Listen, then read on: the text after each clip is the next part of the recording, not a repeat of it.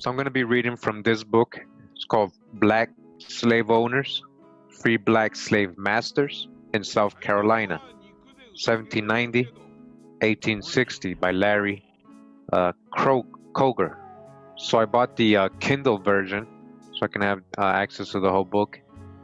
And this is the book right here. This is the cover, Black Slave Owners again, Free Black Slave Masters in South Carolina by Larry Kroger.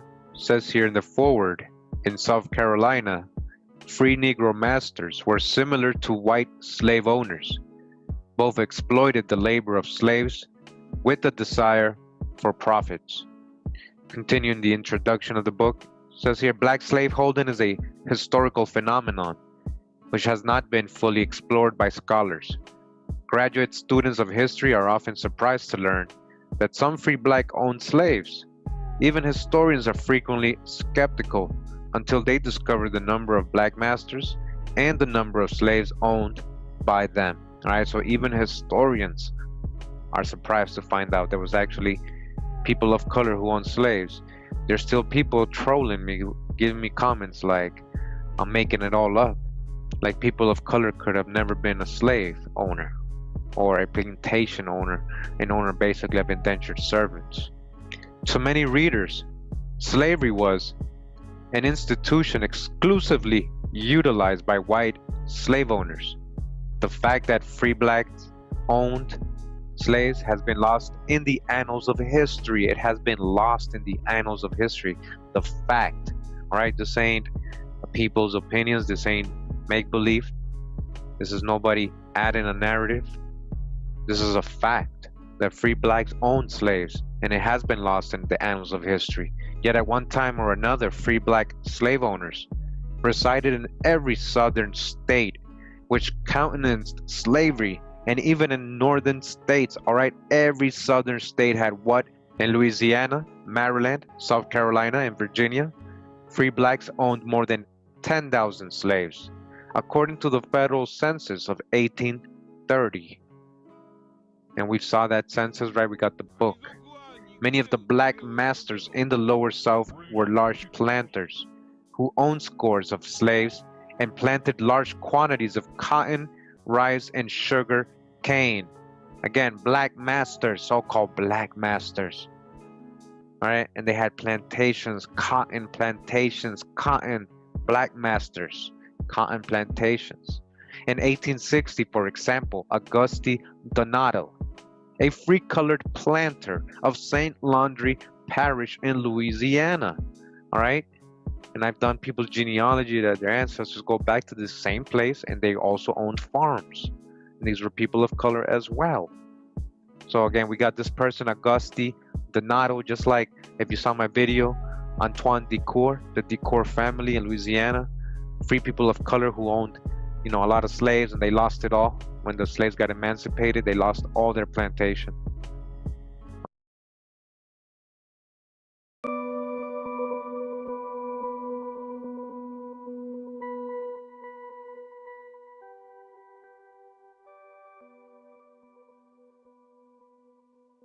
Yeah, wow. Oh, I wasn't live yet. What's up, everybody? Hope everybody's doing good. We were just doing a little replay of one of my videos just to let people come in. We got 86 right now, still, I believe. Let me see. Trying to get a little more before I begin. Share the video, hit the like. All right, got another book today. We're gonna read. Gonna read the same book we read the other day, but I got another one that's very related to this, and we're gonna, so you can see it's not just about race. We got a little bit of that in the last one, when they were talking about Abraham Lincoln. He didn't really care about. It was more about the Union, what he felt about the Union's status and power. So again, it's not just about colors here.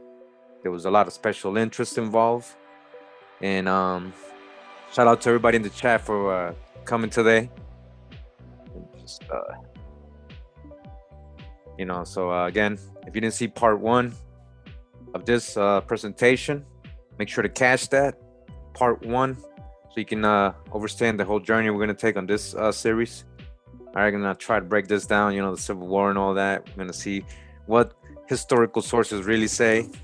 a different look at it, information that was kept from us, so we can discern and put it all together with our own conclusions. Much love and respect to everybody in the chat. We got 100 strong. I think we're ready. Yeah, I think we're ready. So that what we just seen right now was a clip of my South Carolina video, the Decuirs. Oh, I'm sorry, the DeCosta family, the DeCostas who turned out to be so-called Black Irish. I actually showed the census. I showed the census where they're being listed as mulattoes and blacks, right? And these are the DeCostas, the free people of color family, South Carolina. DeCosta, we already know, Sephardic Moorish Jewish name. All right, and it's not just from baptism.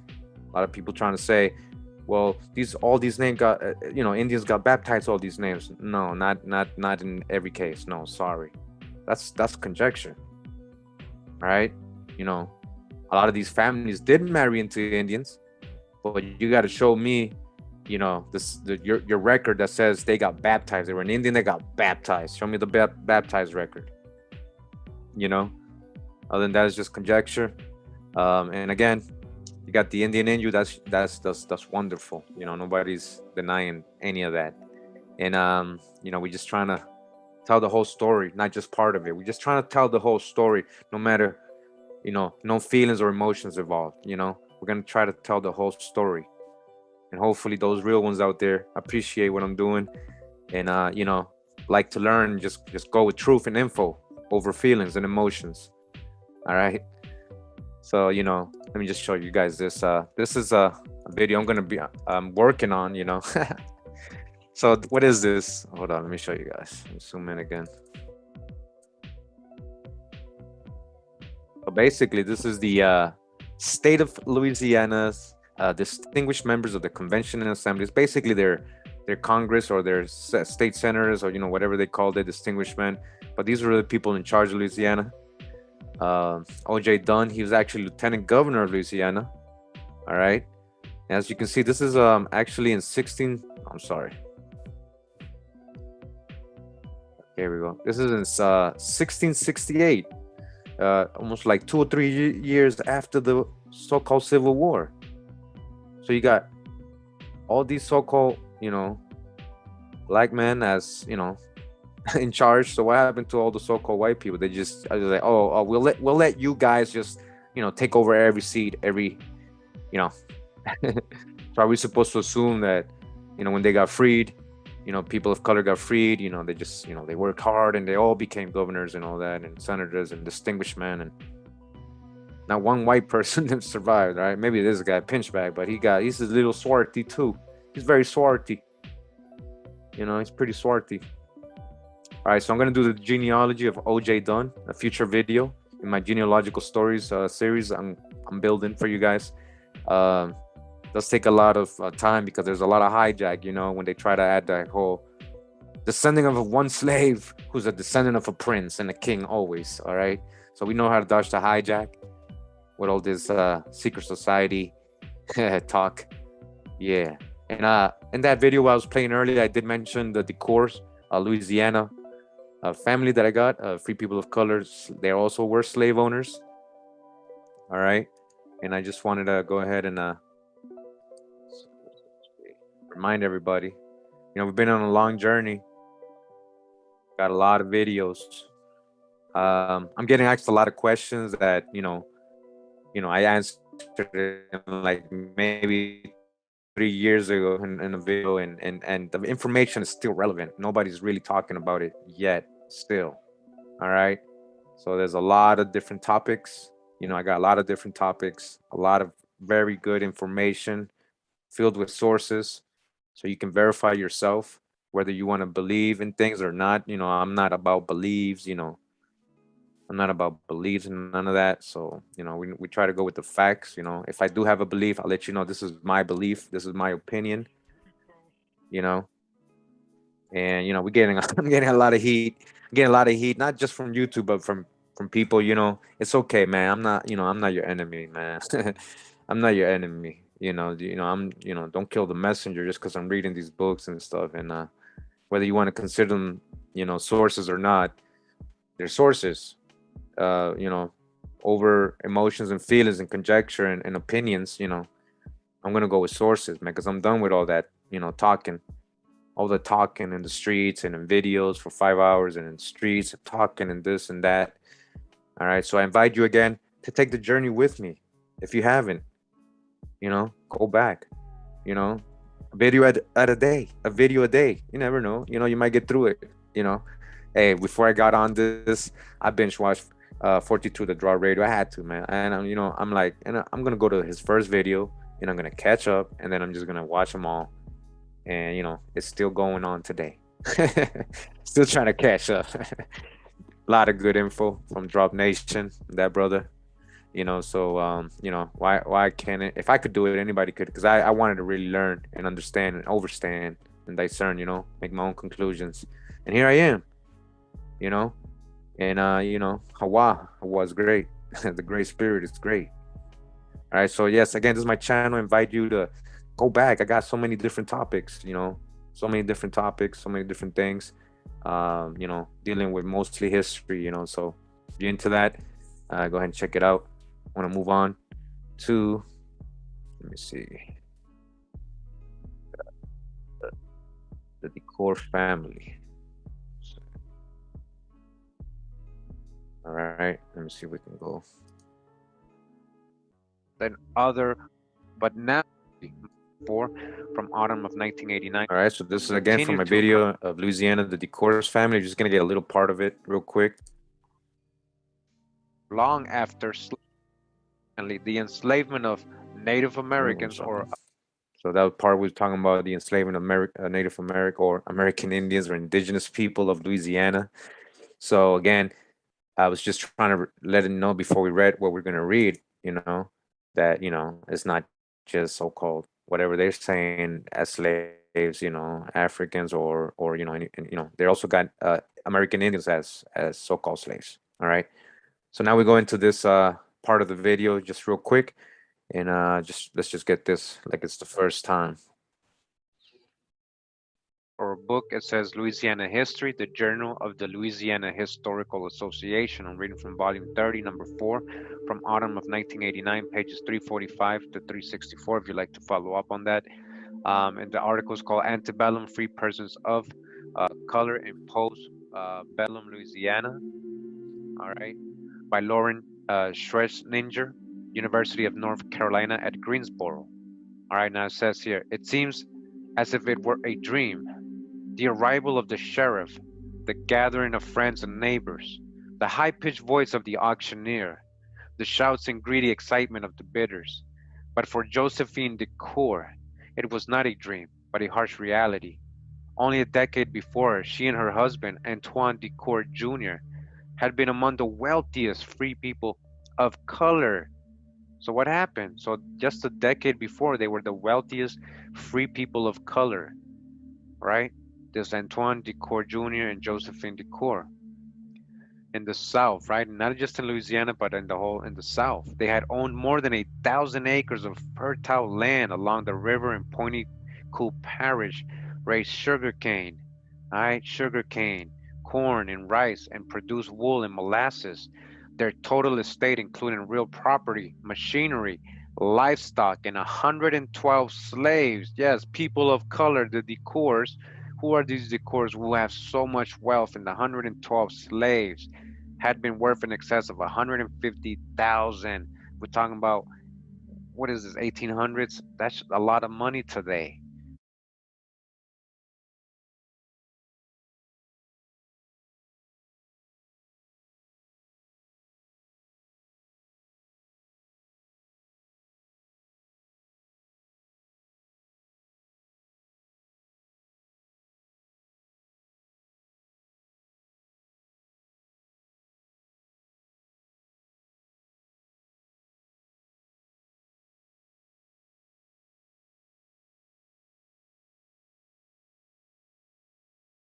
Again, remember, We don't know, out of these 112 slaves, we're supposed to assume these were all so-called African slaves, right? But that was a false story they told us. We know better now.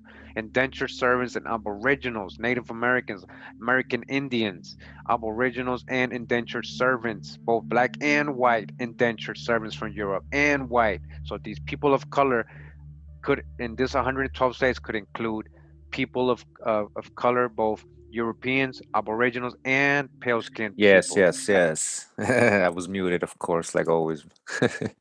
What I was saying when I stopped it there is, I mentioned, who are these discords with all this wealth? And later on, this is before I started really understanding the role the Sephardic Moorish people played in American colonizing and as slave owners and just plantation owners, very wealthy. Even a lot of them did their indentured servant time, and they got their own land after that. So this is one of the families. Trace them back to Huguenots and Sephardic Jews at the course. This is something I found out later on. And yeah, I hope you guys enjoying it. We're just about to get into the real information. I just want to make sure people understand the journey where we've been. If we're trying to understand the Civil War, I'm just showing you right now there was black slave owners, right? That already doesn't make sense in the Civil War, right? Story narrative. So I don't know how you guys talking about gods and God and gods right now. You guys are off topic. Hopefully, it helps with the build we're gonna do today. So again, I appreciate if we just stay in topic and we don't get no distractions out of here. Because it goes, you guys are gonna start talking about religion and all this other stuff. You guys are gonna go sidetrack and are gonna be paying attention.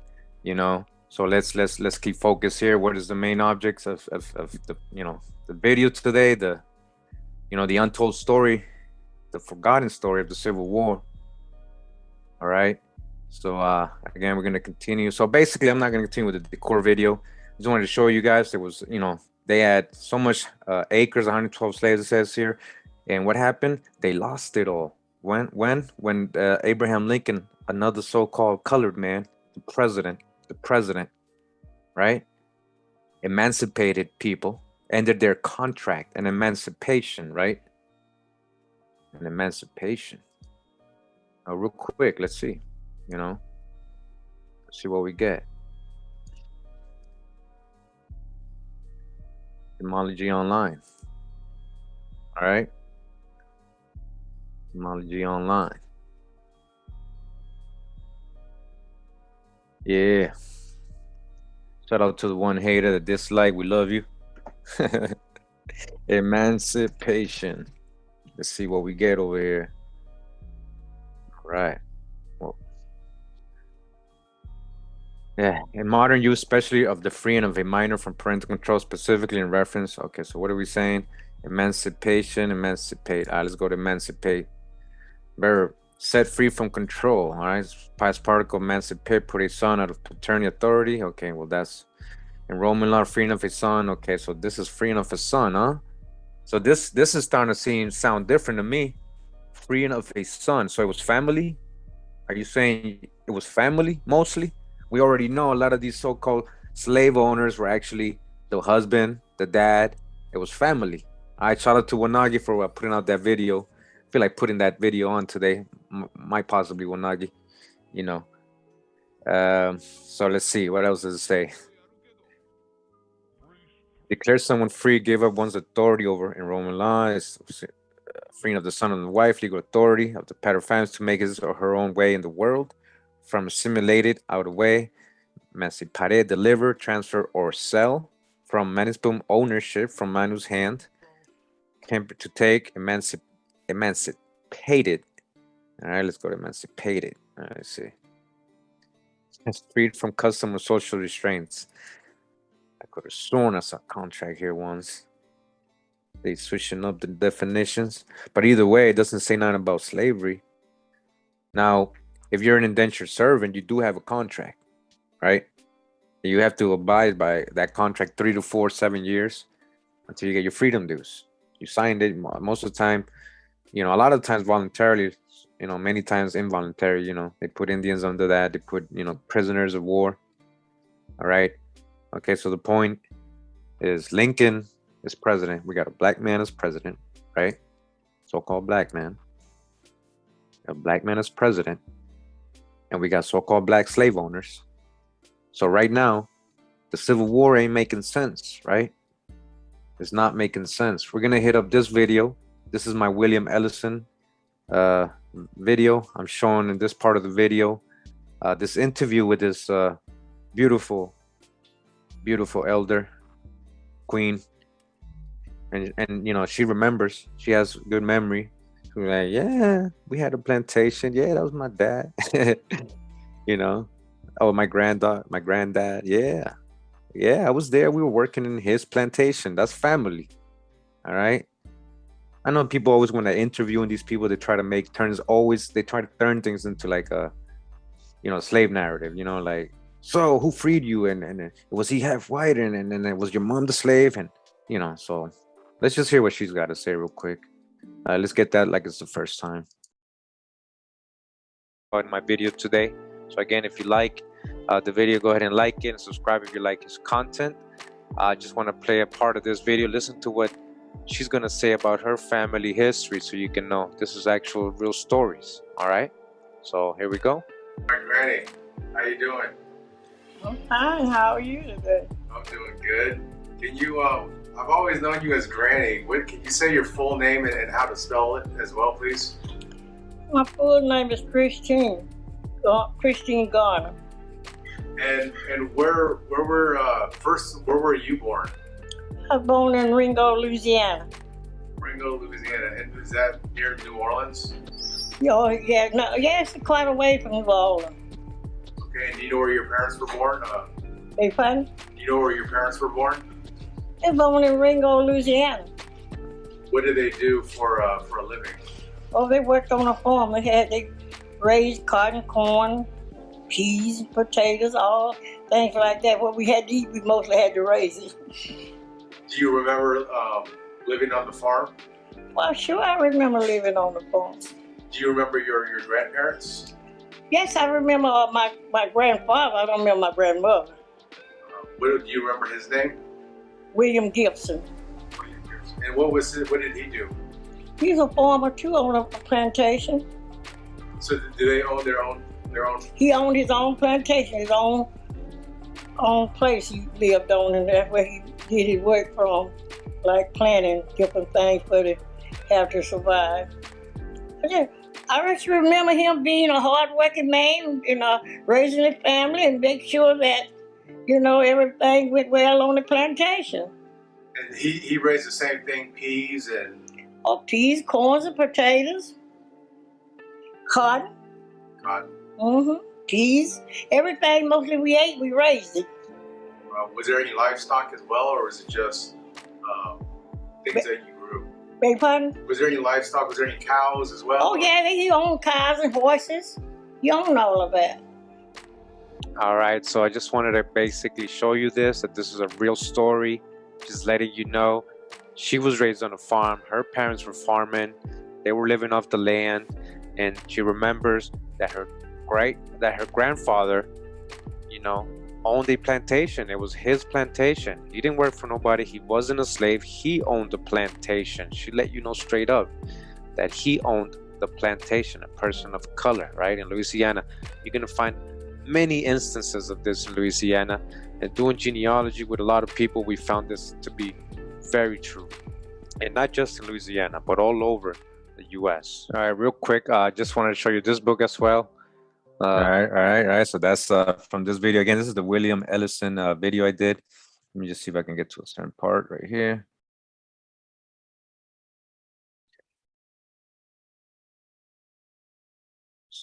Yeah. So shout out to the elder right there, telling her story. We honor that and the memories. Nobody's gonna try to label her, you know, a slave or a descendant of a slave. How can you label her a descendant of a slave if she clearly knows her history, right? Like, this ain't personal. It actually gets personal when you are trying to label that on somebody who knows her own history and who her family was. Now that's personal, all right? Point the finger at yourself, all right? All right, so let me, I get passionate about this, man, because I get a lot of comments. You guys don't understand how many silly comments I get. Let me just call them silly. All right, let me just call them silly. So this is a William Ellison documentary. You know, I don't want to get copyrighted and all that, you know.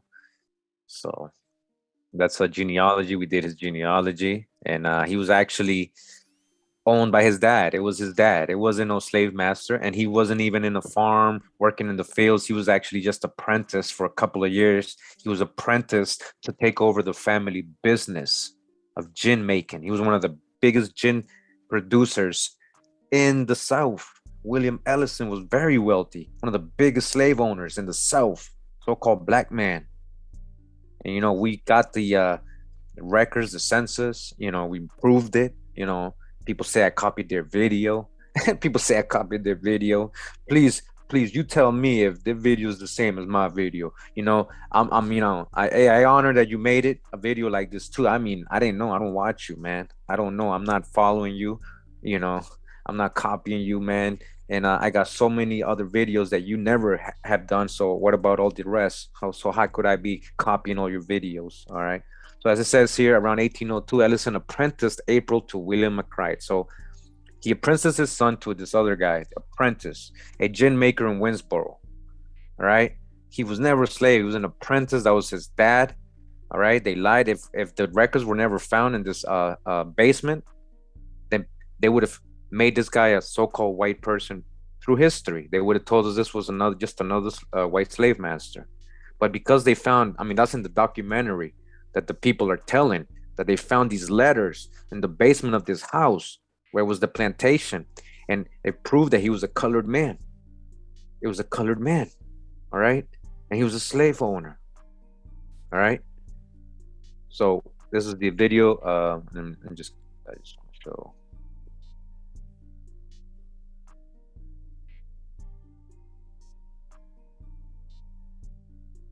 Second. Okay. On here. All right, so I want to bring you to this book. All right, very good book right here. Found luckily on archive.org. Fair use. It's called Black Masters, a Free Family of Color in the Old South by Michael P. Johnson and James L. Rourke.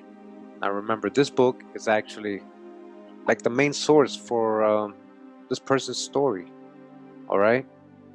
So I just wanted you to see the actual source, and we're gonna, you know, read into this, see what sources they have, what are they telling us, if this is the main source, right? So it says in chapter 1, April's story. It says on June 20, 1820, April Ellison appeared on the steps of the Sumter District Courthouse in Sumterville, South Carolina. He had left his home and traveled 12 miles east over dusty, rutted roads to present a petition to Judge William Henry de Saucer. April had a simple request. He wanted a new name. April Ellison, his lawyer, explained at the hearing, was a freed yellow man of about 29 years of age. Emancipated 4 years earlier, he had moved to Stateburg in Sumter District. Okay, so we got Dodge the hijack. You know, I mentioned it in this video. Again, we already did the genealogy. They can't lie. Like, you know, they're adding a narrative here that he was emancipated. But they're not telling you what. They're not telling you who owned him. They're just trying to make you assume this is an African getting freed. All right, he's the actual son of the other William Ellison. There was two, and his brother, and all that. So, you know, that's the video I wanted to show. That's so what I'm trying to show is that, you know, there were so-called black slave owners, right? And we got a black president. We got Lincoln.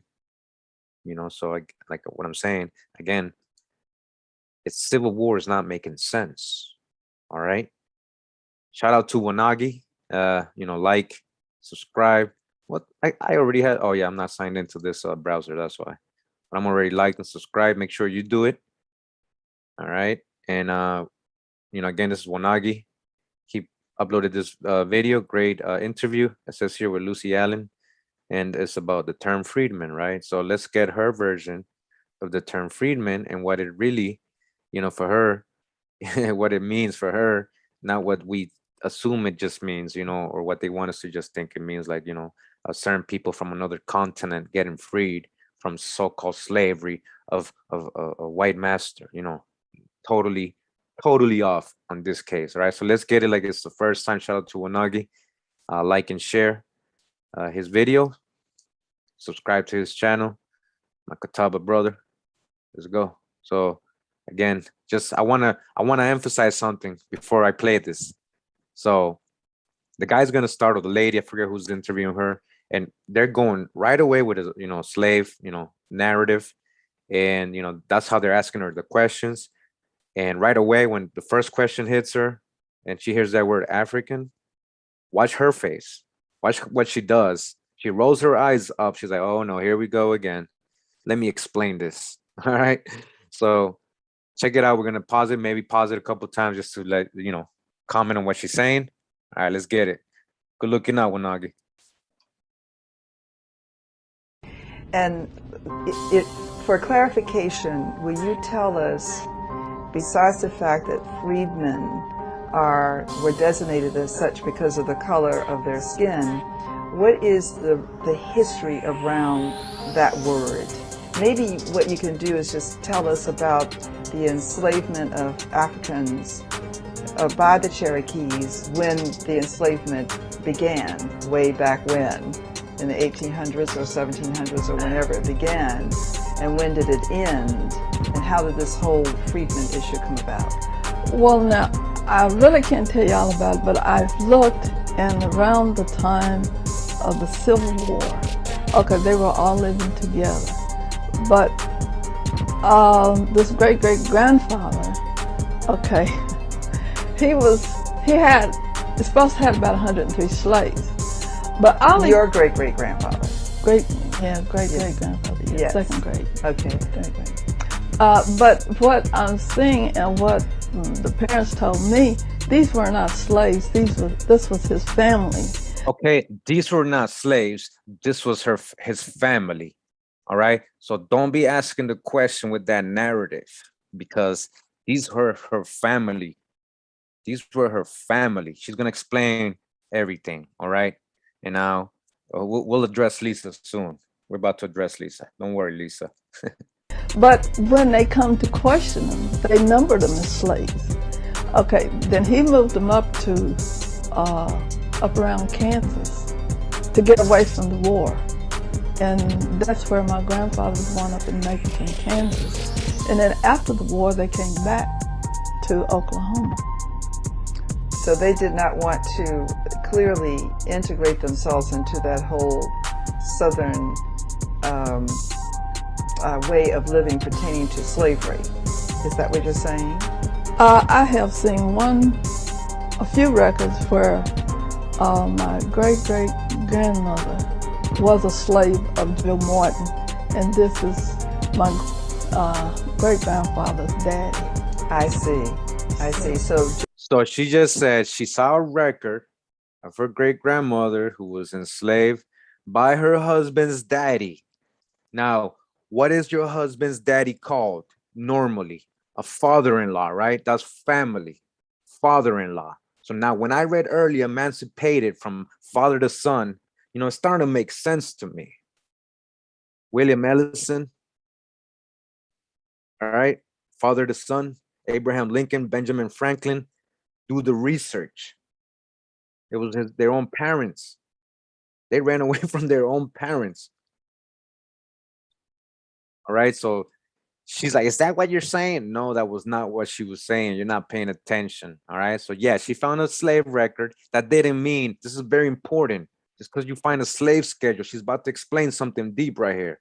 Just because you run into a slave schedule doesn't automatically mean, oh, you found a so-called white master and a bunch of people from another continent as slaves. No, it's not that simple. All right. Again, this is her family. So far, it's her family. That was her father-in-law who owned her. Literally, she worked for him. Indentured servitude. Why would you have strangers working for you when you can have all your family working in your plantation? You got hundreds of cousins, maybe, possibly. One family be having 15, 20 kids. I've seen it. So yeah, you can have a lot of workers just in your family nucleus, your tribe, right? Let's go. Let's continue. Joe Morton, was he a Cherokee? He was Cherokee. Yes. Okay, so the Cherokees had black slaves. Yes. Yes. And was their way of slavery similar to, for example, the English? I don't think so. No. I think it was more like you were family. Oh. And Oh. Oh, you were family. So listen, like she did sign deep. She said, so was he Cherokee? Yes, he was Cherokee. Remember who they talking about? Her father-in-law. Her husband was a colored man, meaning his dad was colored too. He was a Cherokee, and he didn't own. It wasn't. See, this is what they want us to think. They want us to think Native Americans, Asian looking, light skin looking Native Americans owning people from another continent as slaves, or as she called them, blacks, crayon colors. And she's like, no, actually, it was more like family. She's like, oh, he had a child by my great grandmother, and but as far as I can tell, they were all still just family. they just family. He had a child with her grandmother, meaning they were in love. They had children together. It's a family. Stop with the false narratives and stop trying to interview her in that way. She's correcting her so far. Let's go. I see. So they were allowed to, they had the same opportunities that the other Cherokees had? And were they allowed to intermarry and read and write and all of those things? Oh yes, they were allowed. My folks, my grandfather, my mother, well, my two grandfathers and my mother and father, they could read and write because they had been to school. I see. So they were allowed to get an education. Yes. All right. Shout out to Wanagi. Hey. Shout out to Wanagi. All right, for the drop right there. Again, that was her family. All right. Just real quick. Oh man, just real quick. Let's go. Let's get out of here. What are we looking at here? All right. So real quick, this is homework for Lisa. This is homework. She's not gonna do it. She's gonna run away from it, right? She's gonna run away from it. But she got homework. She's gonna have homework. So Lisa, right after today's presentation, or anybody else who doubts that Lincoln, so-called Abraham Lincoln, was a black man, I got all the primary sources of his parents, how they're described, how he describes himself in his autobiography, and how people that knew him described him. All right. And just look at the penny, man. It's obvious. So, you don't really understand history. You just believe what they told you in elementary school. So you got homework. I want you to debunk this video. All right. And don't bother commenting because I hid you, so nobody can see your messages anymore. So don't waste your energy. Just pay attention now in the class. The classroom is in session. All right. So let's go. That was Wanagi. Again, shout out to Wanagi for that. We're talking about Confederate clothing here. Whoa, what's this?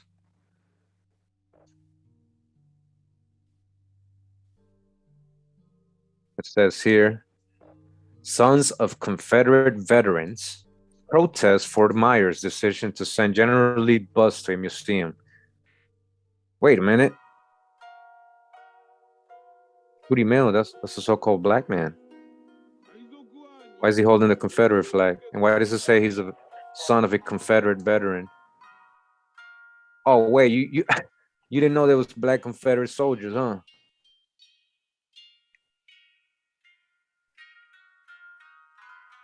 Huh? It says a group of protesters who support the Sons of the Confederacy gathered on Monday, September 28, 2020. Who is this guy? This is H.K. Edgerton. What's his story, man?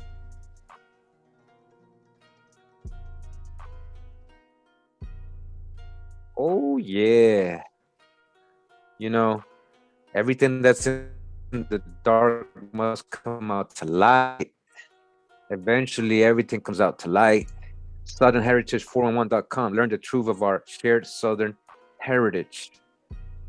All right, so shout out and honor to this elder for never forgetting his genealogy and history and what his ancestors did for this country. It says here, Southern Heritage 411 Inc. is a corporation founded to inform the public about Southern heritage from the perspective of hundreds of thousands of Black people who love and support the South, its people, and its customs and its history. The president of Southern Heritage is H.K. Edgerton, a Black Confederate activist who works tirelessly to bring the real truth of our heritage to people of all races. H.Q. Edgerton has walked thousands of miles carrying his large Confederate battle flag through cities and towns and down country roads. Listen to this. He speaks at venues all over the South, exposing the many myths of Yankee history and setting the record straight regarding Black role in history of the South. The history of the South. H.K. Edgerton and the Southern Heritage 411 strive to illuminate the truth as it pertains to the relationships and experiences of Blacks and whites in the South as they struggled together. They were all indentured servants or plantation owners. They struggled together against the Union bullies that were coming. They struggled together. It wasn't about complexion. It wasn't about protecting their, not getting rid of this. It's bigger than that. All right? To maintain the principles of limited democratic and representative government as espoused by American founding fathers. All right? You don't play, man. You don't play, even if he's the only one repping. He ain't ashamed, man. See, people like this would always get looked down upon. You know, why is he a Confederate? Like, why? You know. But a lot of you know the history. A lot of you got it in your family. You know, you're proud of it.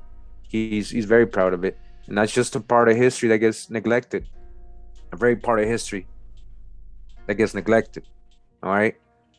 And even now, man, we're just thinking. We just want to find Indians, you know. All right, hold up. There's a whole history here too, though. You know, there's another whole history here too. You know, like, man, when you're talking about an American, a true American, man, trust me. Like, when you do your genealogy, you realize what that really means and what has happened before. When we're talking about Black Confederates, truth, legend. Battlefield, Black Confederates in the War, Southern Independence. All right, this is the cover of the video today. On the left here, this is the Confederate soldiers, all free people of color. This is the 1st Louisiana Native Guard. That's the interesting thing. It says Native Guard in the bottom, whatever that means. Let's go back real quick. And I colorized that picture. Hold on, where were we? Okay. So you can see in the picture right here, it says 1st Louisiana Native Guard, 1861. You know, Confederate soldiers. And, you know, not the only ones. There was many. And, of course, a lot in the Union, too. Black Confederates. We got this book. I got this on Kindle. All right. They try to make them, they call them camp slaves. They call them camp slaves. They try to say that even though this guy looks a little swarthy to me next to him, honestly, he don't look like a straight up white man to me, but hey, maybe. And maybe they altered the pictures or something. Why does he look red? You see how he looks red? So what they're trying to say, I read this. They're trying to say that this guy right here on the right was his servant. So he brought him with him to the war to fight with him. Even though he was, if you read the book, you see all the things he did and everything. They were all being treated the same. There was no difference. So, you know, so dodge the hijack and dig further than these books, you know. But at least we get in a little drop. You know, we pull out the babies and we dodge the hijack big time. Like Tyson, right? We dodge the hijack and then we come back with the truth. Big uppercut or something. Knock them out with the truth, with sources. Sources. 1st Louisiana Native Guard, Confederate. The 1st Louisiana Native Guard was a Confederate Louisiana militia that consisted of free Blacks, formed in 1861 in New Orleans, Louisiana. All right? By who? Free Blacks, not slaves. Free Blacks. Not slaves that were forced to fight in the Confederacy. It was disbanded on April 25th, 1862. Some of the Union's members joined the Union's Army 1st Louisiana Native Guard, which later became the 73rd Regiment of Infantry of the United States Colored Troops. All right?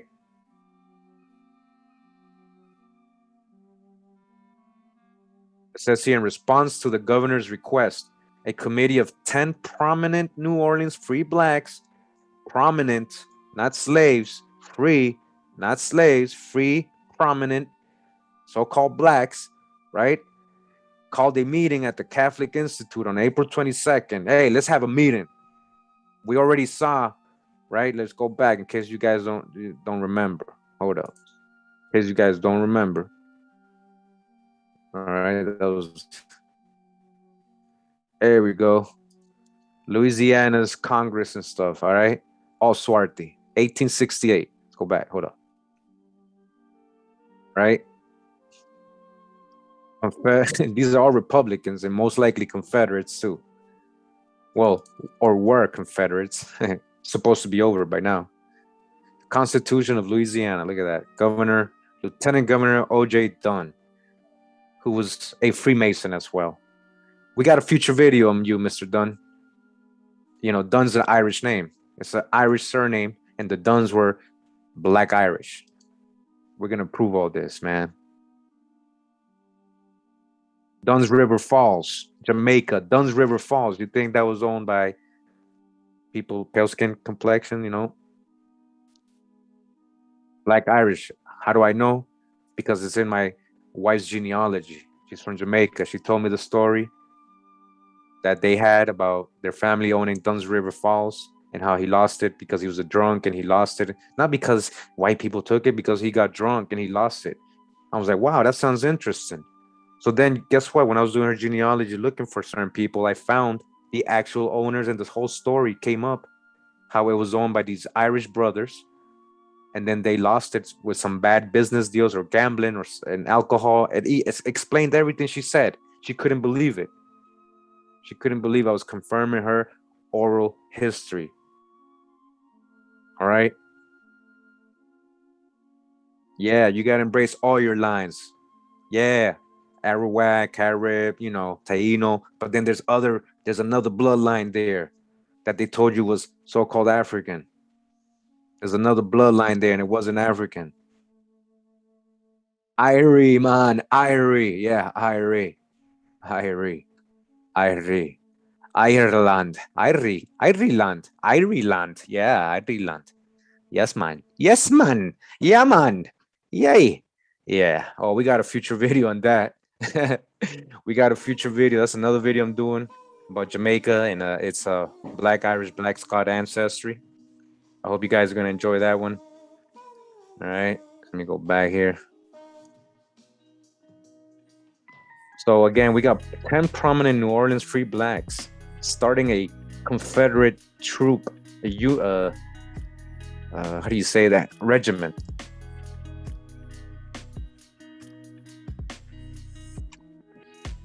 There's about 2,000 people attended the meeting where muster list were open with about 1,500 free blacks, all right? Not slaves, free blacks signing up.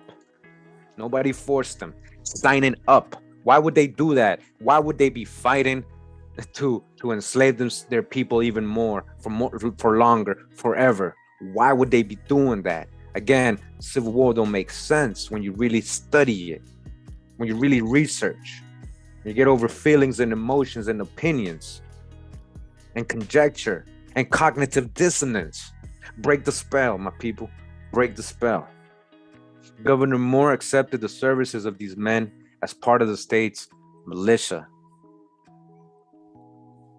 The new militia regiment was formed during May 1861, consisting mostly of free persons of color, Creole, Francophones. Oh, Franco, gens de couleur. Oh, don't tell me there's Huguenots and Acadians here.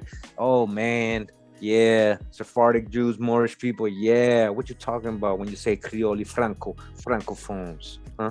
You trying to put them in West Africa? I know what you're trying to say. Sorry, show me the sources. It says, while some members of the new regiment came from wealthy, prominent, free black families, wealthy, break the spell.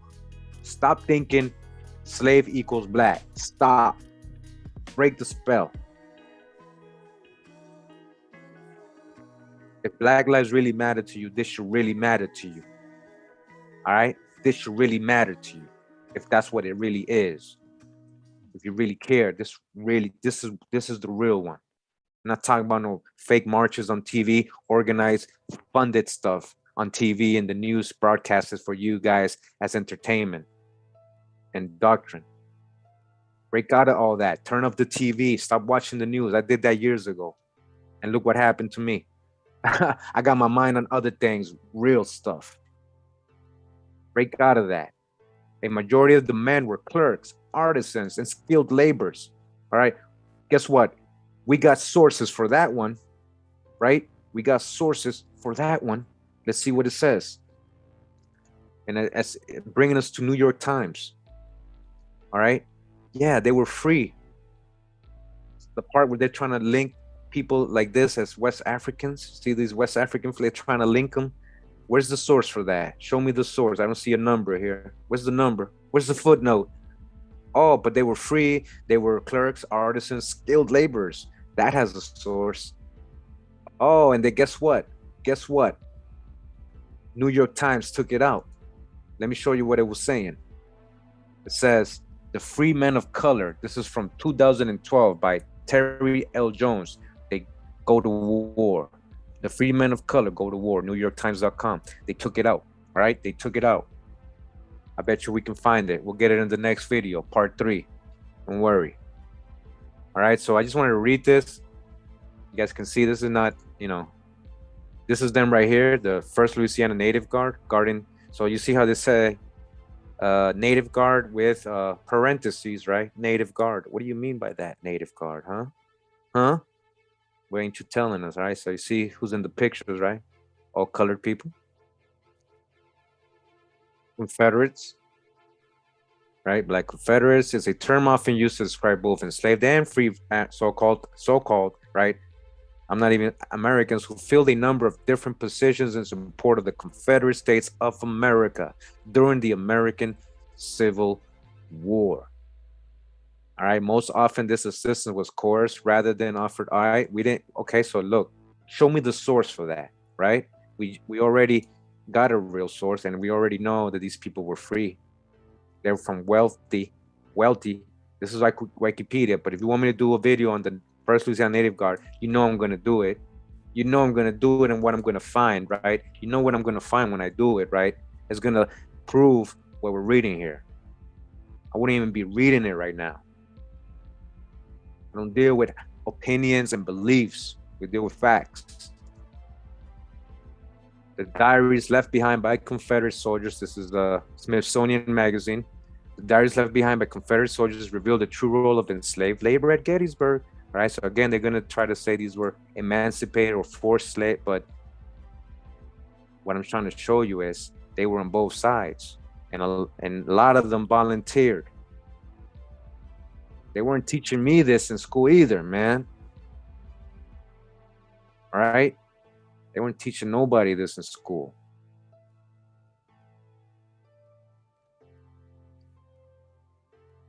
All right, I think we're gonna get a little bit of this.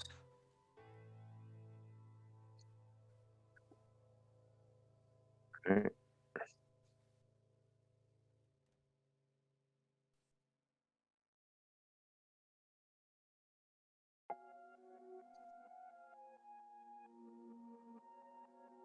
All right, this is my little Kindle collection I got going. My little Kindle book collection is very, very interesting. What we got here: Kurimeo, Black Masters, Black Slave Owners, White Slaves, The Mystery of the Olmecs, Ancient America. Oh, we got a lot of videos coming, guys. That Sahel or Barbados, the ethnic cleansing of Ireland, ethnic cleansing of Ireland and Barbados. In Ireland and all these places. Look at this. Proclamation, America's enslavement of the Irish. Oh, look at this one. Indian tribes of the lower Mississippi Valley. It says here, African Americans of the Civil War. An album. I got an actual album. Man. Like, we got info for days coming. What you gonna do about it, YouTube? You just gonna shut me down? The Negro question, the Black Pentecost. Oh, the Black Pentecost? Kurimeo, stop trying to make everybody black. All right. But what I wanted to show right now was this book. Since we're going to stay in topic, right? Slavery was not the cause of the war between the states. The irrefutable argument includes Lincoln and Fort Sumter, the famous treatise by Charles M. Ransdell. This is by Gene Kaiser Jr. Let's see what he got to say. Thought it was very interesting. Just going to read the back cover. It says, this book proves beyond the shadow of a doubt. Let's see if we can zoom in a little bit here.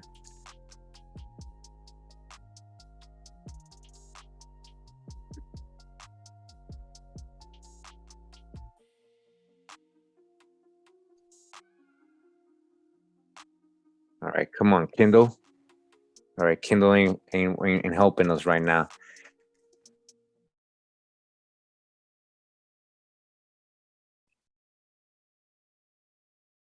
Oh, hey, guess what, guys? They shut my Kindle down. They shut my Kindle down. Oh, wow. Let me reopen Kindle real quick. Wow. Hold up. Amazon. Who owns Amazon? What you doing to me, man? What you doing to me, man?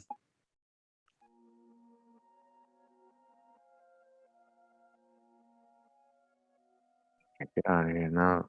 I was frozen? Okay.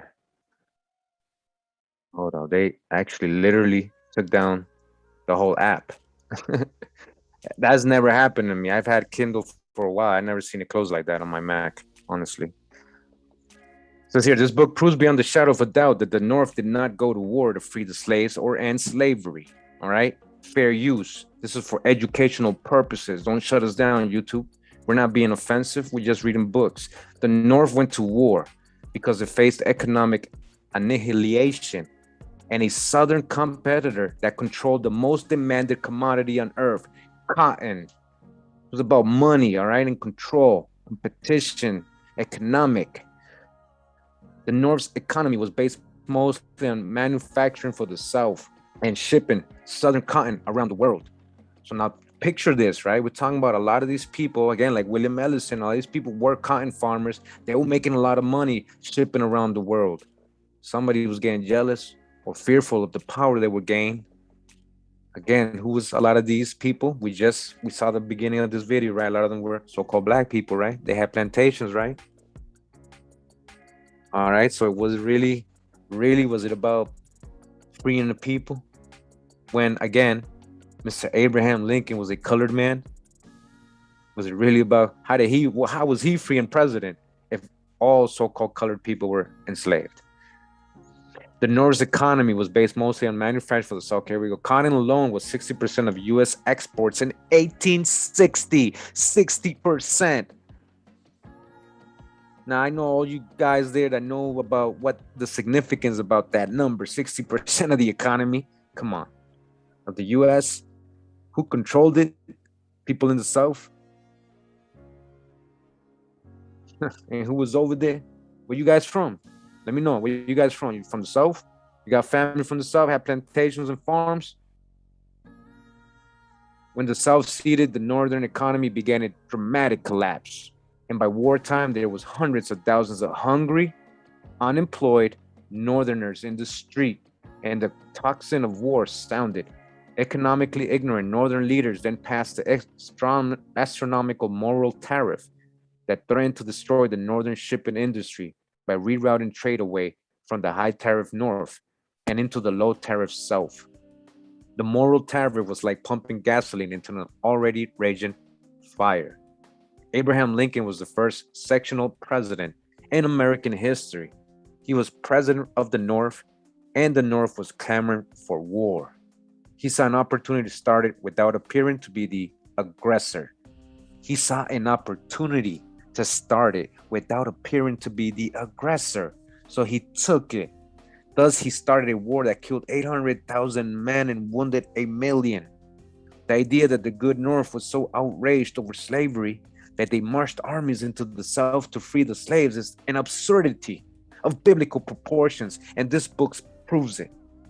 All right. So it says a little bit that the author is a graduate from magna cum laude from the College of Charleston in 2000, a middle age with history department honors and the highest award for the history department, the Outstanding Student Award. He won the Rebecca Moody American History Award the year before. He is author of The Elements of Academic Success, How to Graduate Magna Cum Laude from college, and How to Just Graduate, period. All right. You want to learn how to graduate, you contact this guy in their doctrines. The words of distinguished scholars. Historians just used to know, and it was not too long ago, that the war between the states had more to do with economics than it did with the slavery. The current obsession with slavery as the cause of the war rests not on evidence, but on ideological considerations of the present day. Gene Kaiser has provided us with the conclusive case that the invasion of the southern states by Lincoln and his party, a minority of the American people, was due to an agenda of economic domination and not to some benevolent concern, for slaves. This book is rich in evidence and telling quotations and ought to be on every southern bookshelf. That was Mr. Clyden Wilson, Emeritus Distinguished Professor of History of the University of South Carolina. That was in 2014 when he said that. So you see, even in their own circles of academics, they're just learning all this and putting this out. Gene Kaiser persuasively shows how the North fought the South out of necessity to prevent economic collapse. Nowhere else is proof of this motive made clearer. With indisputable evidence, Mr. Kaiser writes with authority from the desire to tell the truth. His common sense style is the product of honesty. One cannot read his work without concluding that this is a man to be trusted. All right, that was James Everett Kibler, professor of English, University of Georgia. All right, and so I guess these are his acknowledgments, right? These are some other books he got. His blog. All right, let's go. It says please click on the notes. Well, I guess it has notes. I don't really know how to use Kindle yet. I think there's notes here. Let me see. Oh. All right. Slavery was and is a horrible institution. There's nothing in this book whatsoever that defends slavery in any way, all right? Disclaimer, right? Form or fashion, all right? We're not trying to be offensive here. We're just learning history. We educate ourselves as a community. We're building, we're learning, we're commenting, educational purposes, fair use. Slavery is a blight on humanity. The purpose of this book is historical truth. The purpose of my presentations, YouTube, is historical truth. The war between the states is the central event in American history, and by far our bloodiest war. It is important to know exactly what caused it and why. In part one of this book, I argue that slavery was not the cause of the war between the states. There's absolute and irrefutable proof that the North did not go to war to free the slaves or end slavery. The North went to war to preserve the Union, all right? To preserve the Union. Remember, we got that in the other book, The Forgotten Cause. He said, you know, they were being afraid to be white slaves. You know, he kept saying that, but he just mentioned it real deep that it really was about Abraham Lincoln. He didn't care about freeing people. He cared more about protecting or preserving the Union, just like this author is letting you know. How did they come to this conclusion, both of them? You know, and we always know, we live in corporations. We know we live under corporations, right? Or you think you're actually in a republic? I think that was gone a while back. I think Lincoln messed that up, actually. I think we're realizing when that, you know, the republic was gone. You know, whatever republic means, you know. Ask the chief republic. Oh, he's gonna tell you something else, right? An Indian chief. Yeah. Oh, you want to talk about republic? Okay. So we got Lincoln, you know, trying to preserve the Union, as Abraham Lincoln said over and over. He said over and over, this is about the Union. When did he say this is about freeing the so-called, right, black man? Why would he say that if he's so-called black? You get it? They did a good job on us. We got to break the spell. The reason Lincoln needed to preserve the Union was because without it, the North faced economic annihilation, the magnitude of which easily made war preferable.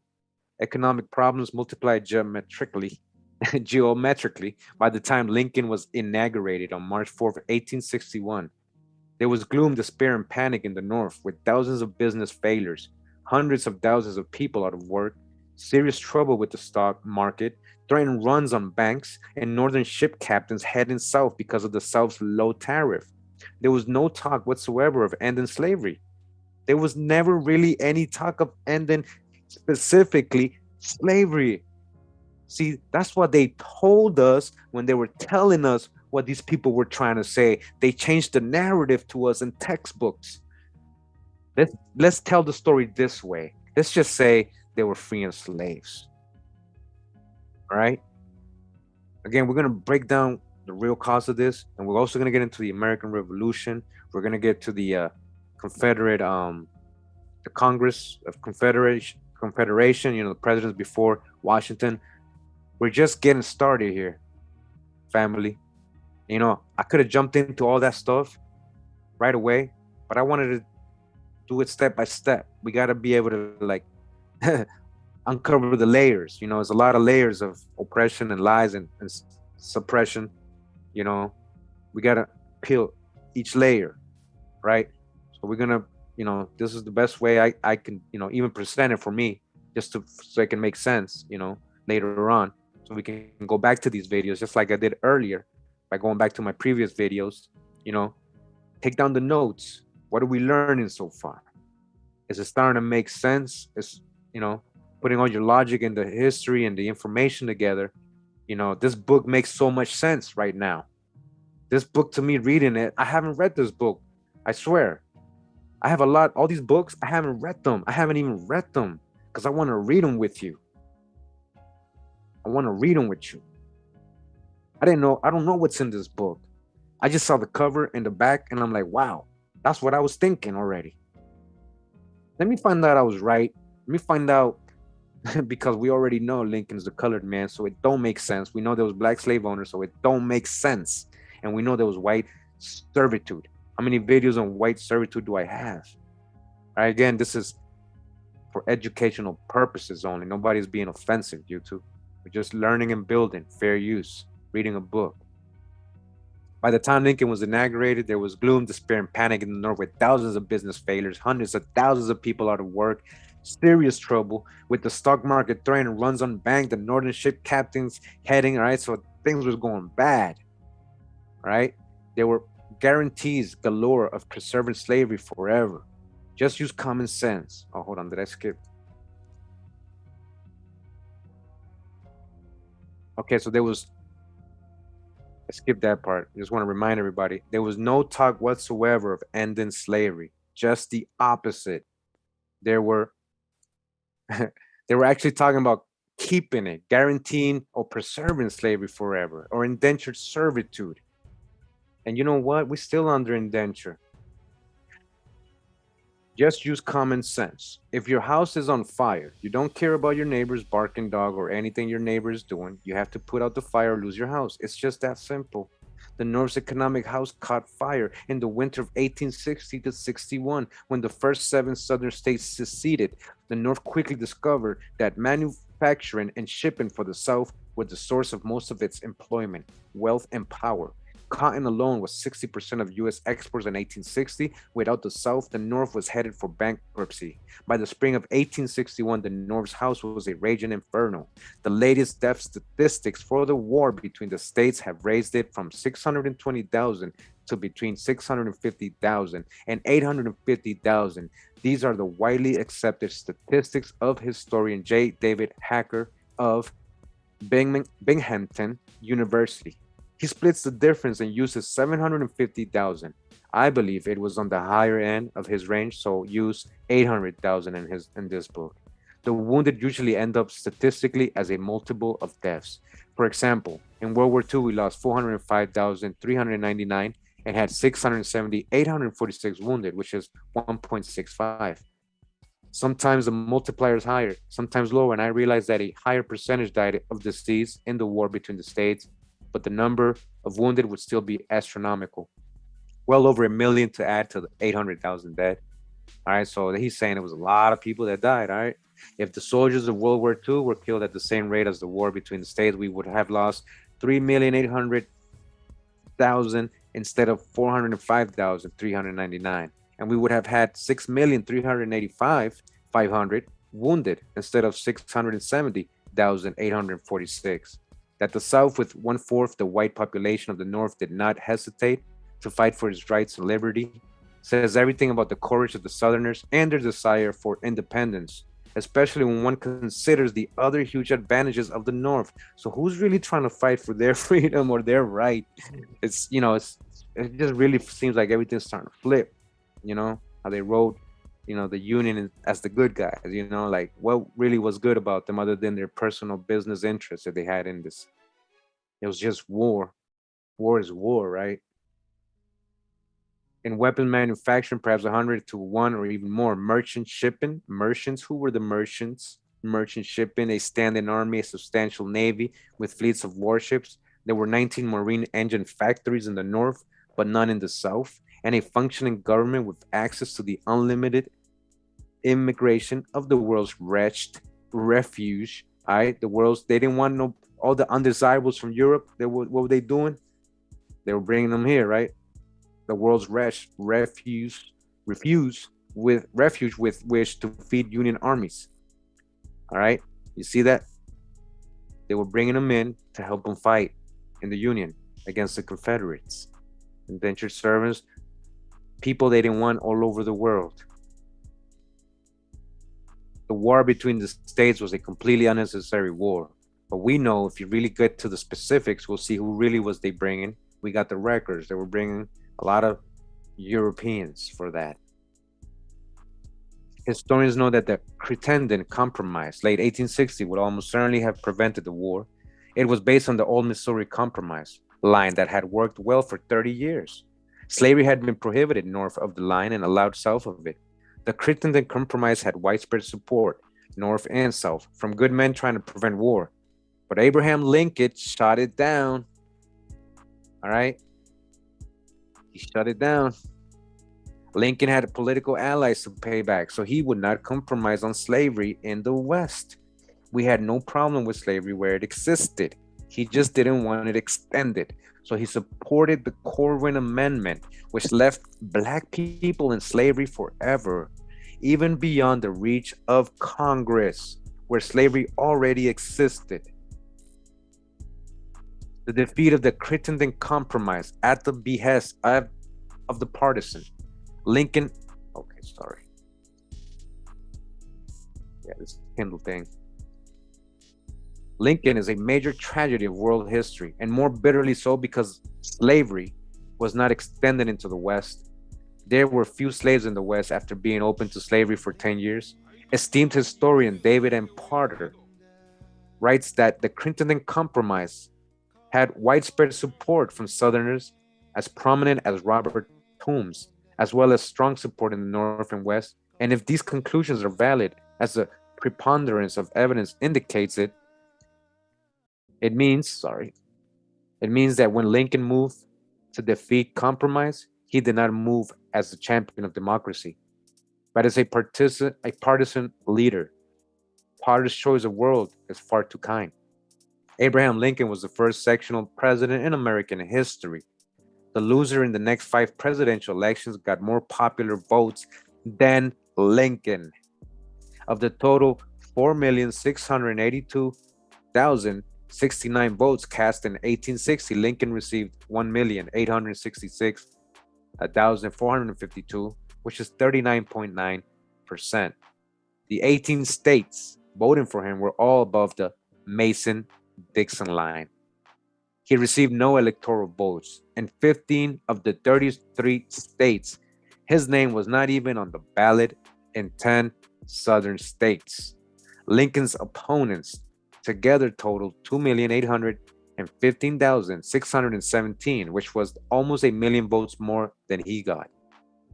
Potter makes it clear that Lincoln had absolute no voter mandate to not compromise with the South at this critical juncture in our country's history, with a large majority of voters excluding slavery from the territories was a non-issue. Potter writes, a majority not only of the voters as a whole, but even of the voters in states which remained loyal to the Union regarded the exclusion of slavery from the territories as non-essential or even undesirable, and voted against the candidate who represented this policy. When Lincoln was inaugurated, the states which accepted him as president were states which had a cast majority of more than 500,000 votes against him. And even when the outbreak of war caused for more states to join the Confederacy, the remaining Union still contained a population in which the majority of the electorate had opposed the Republican ticket. Potter knows that part of Lincoln's uncompromising position was political fear that any compromise on slavery in the territories after campaigning on it meant the dissolution of the Republican Party, which was made up loosely of so many diverse groups of non-related voters, such as those who wanted a tariff or bounty or subsidy for their business, or free land, or were northern races who didn't want blacks near them in the West. It is tragically of unfathomable proportions that Lincoln killed the Crittenden Compromise.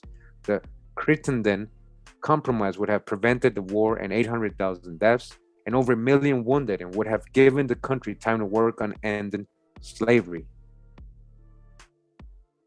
Most other nations on earth, as well as the northern states, used gradual compensated emancipation to end slavery. The northern capital, Washington, D.C., freed its slaves a year into the war with compensated emancipation. Compensated. Who's getting freed from their contracts, their indentures, compensated, paid, which proves salary could have been abolished quickly and bloodlessly if the will had been there, north and south. It is regrettable fact, but slaves were property, and government that wanted to end slavery in their countries were glad to compensate slave owners for their loss of their property.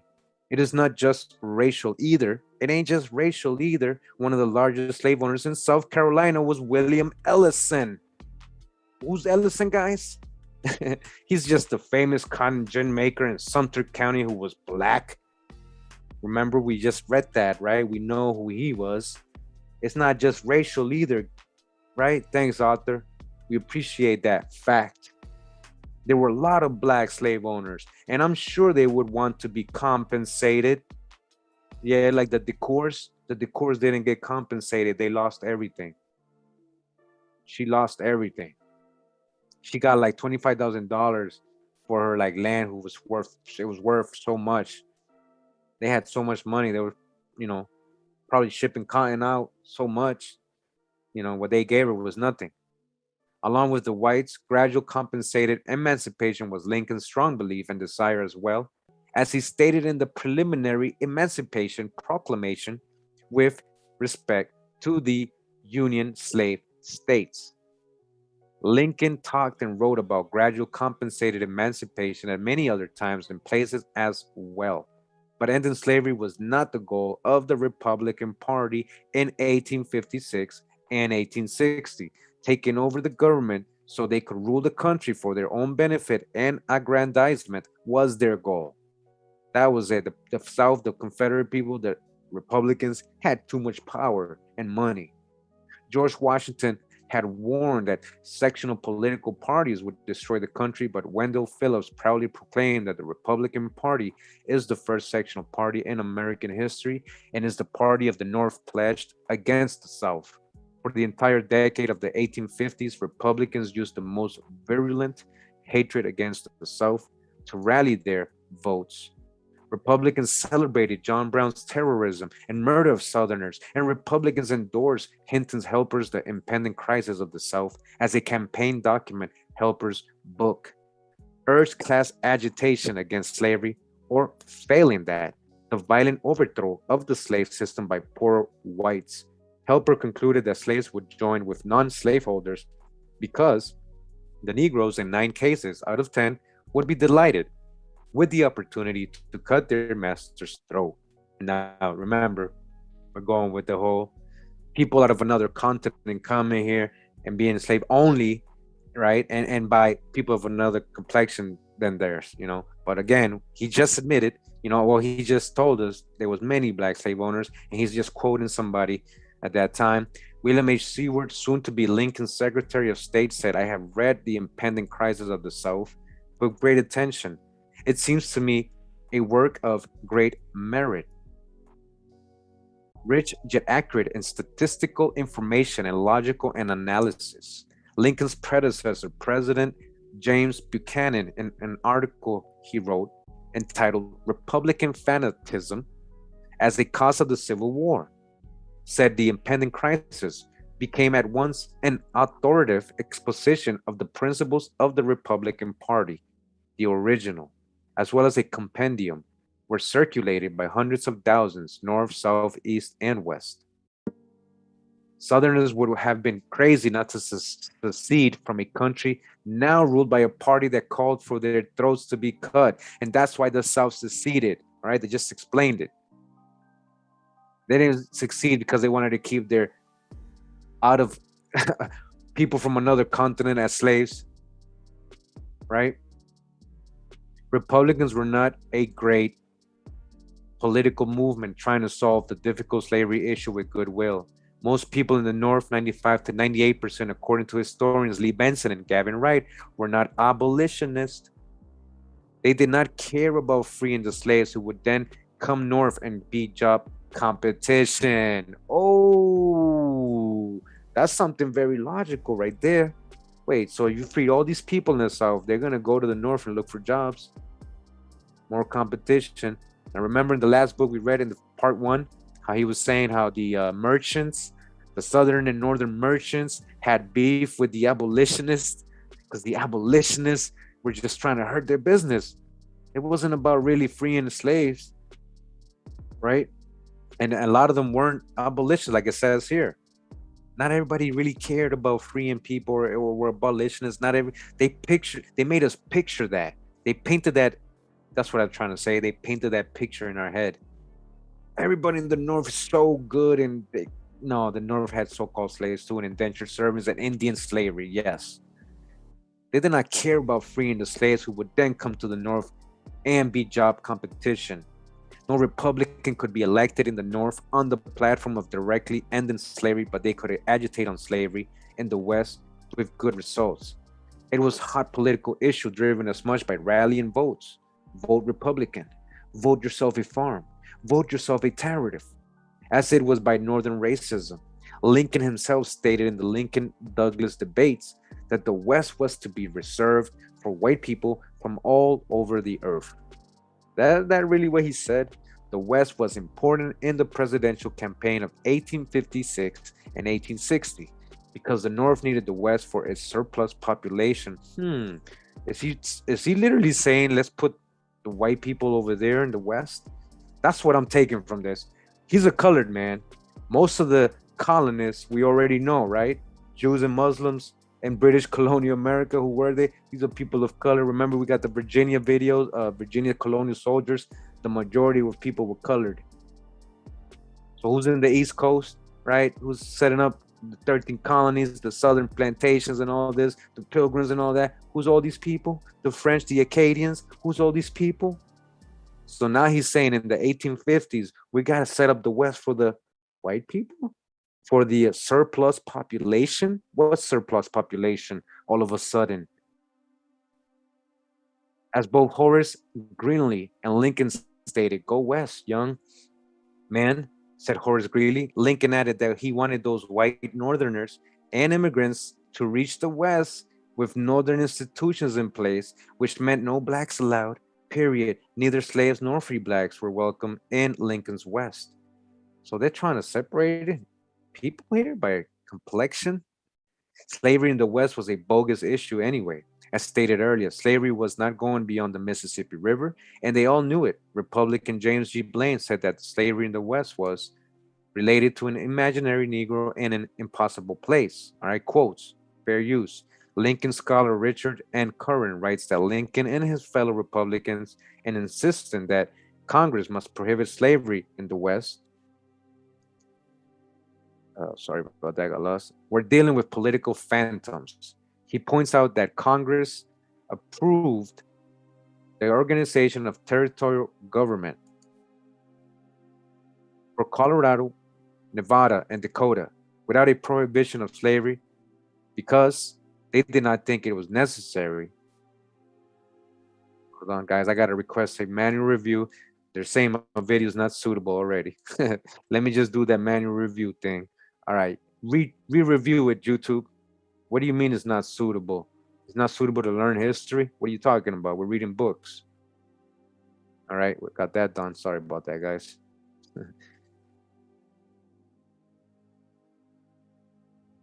All right. So all these states without a prohibition of slavery because they did not think it was necessary. In 1860, there were only 2 slaves in Kansas and in 15 in Nebraska. All right. What? Hold up. In 1860, there were only 2 slaves in Kansas. You guys heard that, right? In 1860, there were only 2 slaves in Kansas, 15 in Nebraska, and that was after being open to slavery for 10 years, supposedly. As stated above, Current did not believe slavery would have lasted another generation, even in the Deep South, and they got sources for this. You understand that that was dying down. That was dying down. Chattel, indentured servitude, people were being freed, people getting their own jobs. Things were changing. Charles M. Ramsdale wrote an article entitled "The Natural Limit of Slavery, Expansion," and he also concluded that slavery had about reached its zenith by 1860 and must shortly have begun to decline for the economic forces which had carried it into region west of the Mississippi had about reached their maximum effectiveness. It could not go forward in any direction and was losing ground along its northern border. Got sources. The New Mexico territory had also been open to slavery for 10 years, and there were only 29 there in 1860. Only 29. Only 29. Man, in 1860. Though that figure was challenged by William H. Seward, he said there were 24. Hey, hold up, man. Hold up, man. You're wrong, man. You're wrong, man. There was actually 24, man. You added 4 more, man. Why you adding 4 more, man? Stop lying.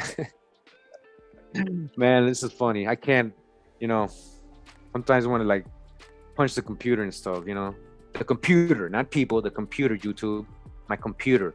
Not physically, it's metaphorically. Because of so much hijack we learned in high school.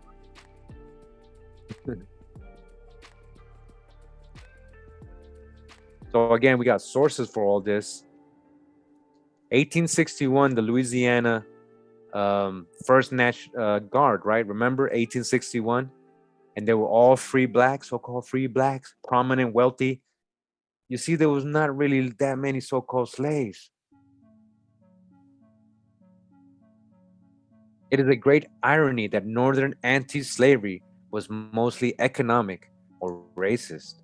Paraphrasing historian David Potter, Northern anti-slavery was in no sense a pro-black movement, but was an anti-black and designed to get rid of blacks. Many northern and western states had laws on the books forbidding free black people from even visiting, much less living there, including Lincoln's own Illinois. All right. And Lincoln, we got this. Lincoln said, will I get lynched if I go back to my hometown? Will I get lynched if I go back to my hometown? All right, we got the primary sources of him saying that. Why would he get lynched? They're telling you in this book that town, it was very racist in that state. They didn't want, they were trying to get rid of, If black person stayed too long in Illinois, he was subject to arrest and imprisonment by the sheriff. All right, so that's, we got to dodge the hijack big time. You're saying there was no so-called blacks up there? But it was, I guess, very racially divided place in this time. In 1859, Oregon became the 33rd state, and this was part of its constitution. No free Negro or mulatto not residing in this state at the time of the adoption of this constitution shall come. Oh, okay, so now you just switched it up. You mean, okay, but if you were already there, then it's cool, right? That's what they just said. That if he wasn't residing at the time of the adoption of this Constitution, if he wasn't already in Illinois, okay, there was already people there, all right? If he wasn't already in Illinois, then you shall never come. You should not come, reside, or be within the state, or hold any real estate, or make any contract, or maintain any suit therein. And the legislative assembly shall provide by penal laws for the removal by public officers of all such free Negroes and mulattoes, and for their effectual exclusion from the state, and for the punishment of persons who shall bring them into the state, or employ or harbor them therein. Wow. Why? These people were wealthy people, huh? They were going to take your jobs and all that, huh? You didn't want the competition. In part 2 of this book, I argue that right of secession, no American who believes in Declaration of Independence and the just powers of the government coming from the consent of the governed can doubt the right of secession. Horace Greeley certainly didn't. He believed in it thoroughly until he realized it was going to affect his money. The secession conventions of the South and the creation of the Confederate States of America are the greatest expression of democracy and self-government in the history of the world. In state after state and a landmass as great as Europe, Southerners rose up against what they viewed as a dangerous, economically confiscatory, sorry, I know what I'm trying to say. You guys know, you guys see the word. Confiscate, right? Why you gotta say it with the Tory at the end, man? Government, all right? Meaning these people want to snatch our land and our interests and our businesses. They're trying to just take it. That's how the Southerners viewed it. The government now run by people who hated them and whose campaign documents called for their throats to be cut. They even literally said that. They literally wrote that. The Southern states called convention to decide that one issue, secession. All right. So they're like, yo, hey guys, we're holding this meeting because the North said they want to, our throats to be cut. Should we succeed? Yes, everybody for who's gonna vote no? No, I mean, yeah, it sounds cool, that doesn't sound so bad getting my throat, cut up, So basically what he's trying to point out is why they were forced to do what they did. A convention to decide one issue is closer to the people than even their legislatures. That's why the founding fathers in the Constitutional Convention of 1787 decided that conventions of the people in each state would be used to ratify the Constitution. That's where the convention president started. Secede, thank you, with the founding fathers and the ratification of the Constitution. Southerners followed suit with their conventions to decide seceding. They debated the issue fiercely, then elected delegates as Unionists and secessionists who went into their state conventions and debated more. 7 states voted to secede. Then they formed a democratic republic that was the mirror image of the Republic of the Founding Fathers of 1776, but with states' rights strengthened and an economic system based on free trade. Southerners had always wanted free trade with the world as opposed to the heavy protectionist tariffs that had been benefited the North to the detriment of the South the entire antebellum period. All right, we want free trade, no tariffs, free trade like we always had. So the North was coming with that. Slavery was not the cause of the war between the states, right? Slavery was not the cause of the war between the states. Once you understand the true cause, the imminent economic annihilation of the North, which was coming fast, all other actions taken by Lincoln and everybody else make infinite more sense. They had to protect their Union. Abraham Lincoln needed to start his war as quickly as he could. He needed the blockade of the South in place as fast as possible to keep Europeans, and especially the English, from forming trade and military alliances with the South, which the South had been aggressively pursuing. What Europeans? Huh? What Europeans? Doing business with the Southerners, plantations. Lincoln announced his blockade before the smoke had cleared from the bombardment of Fort Sumter. right? So, Civil War, they never told us anything about any other Europeans or countries coming and getting involved. They called it a civil war, a war between Americans, right? A civil war here in America between states. But then they had special interests again, and they were afraid of something. They were afraid of something in the North Union. In part 3, Charles W. Ramsdell, famous treatise Lincoln and Fort Sumter, shows in magnificent detail how Lincoln started the war in Charleston Harbor. I hadn't read this brilliant piece in several years, but I had to type in every word for this book, and I am deeply pleased that every single word written by Mr. Ramsdell strongly supports the argument of this book, that the inevitable economic annihilation of the North is the reason Abraham Lincoln had to have his war and get it started as quickly as he could. Mr. Ramsdell states also that North's gaping, self-inflicted wound, the moral tariff, kicked in and greatly added to the panic and call for war in the North, as the northern shipping industry was largely rerouted and one fell swoop away from the high tariff North into the low tariff South, where protective tariffs were unconstitutional. Arguing history is very much like arguing a case in a court of law. Or you want to debate history?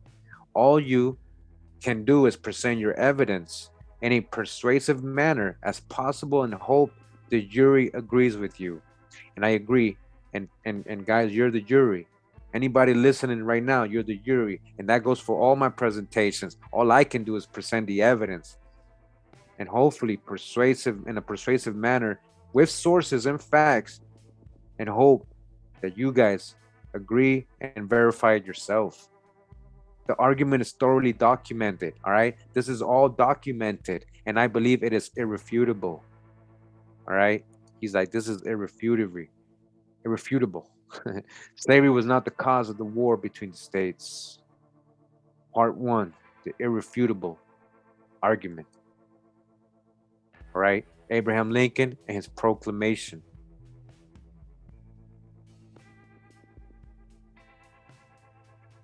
And I'm going to have a little water break real quick. Don't go nowhere, guys. Real quick.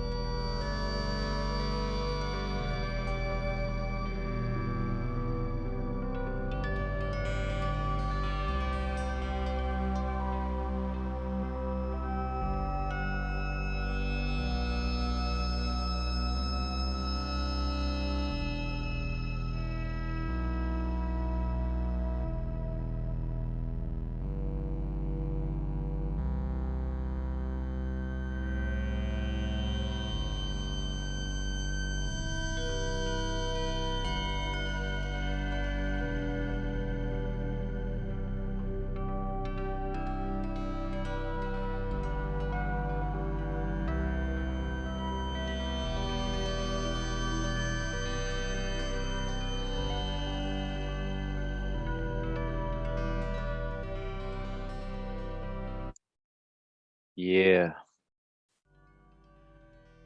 Fair use. Disclaimer again. We know slavery is wrong all over the world. Anybody being forced to be enslaved by anybody is wrong. Again, this is for educational purposes only. We're just learning about a true, correct history. Primary sources, information documents that was held from us in school. Shame on you. School board and educational programmers. Shame on you, anybody supporting this.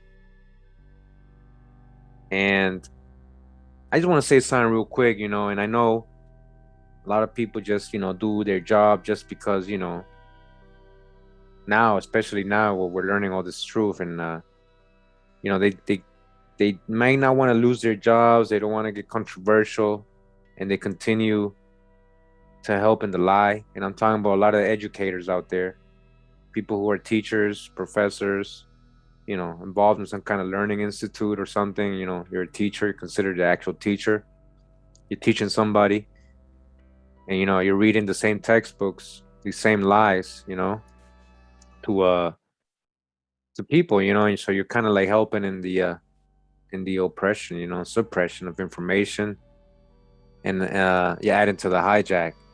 So I hope there's brave ones out there that are listening right now, professors and teachers, that can actually make a change and have a say and have some clout, have respect, are admired as scholarly people, for, you know, you guys to, you know, help make this change. Why is, you know, let's edit these textbooks. Why is this being not being taught still in schools? Why are you still teaching it to others? Don't you feel a certain way? Don't you feel weird that you're kind of like teaching the wrong information, and your whole time, your whole life, your passion was to teach people the truth and just help people learn, and, you know, don't know anybody's reasons for becoming a teacher or a professor or anything like that. You know, if it's really about helping or teaching people, or if it's just about the money, or it's just what I ended up doing, you know. But you have a big responsibility and you chose to do it. So hopefully you guys understand what I'm saying.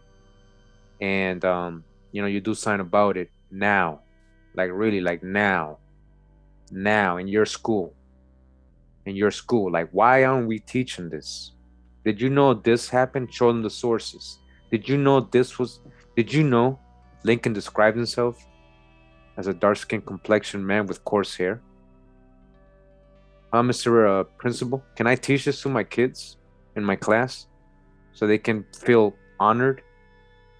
You want to, you know, a lot of people say Black Lives Matter.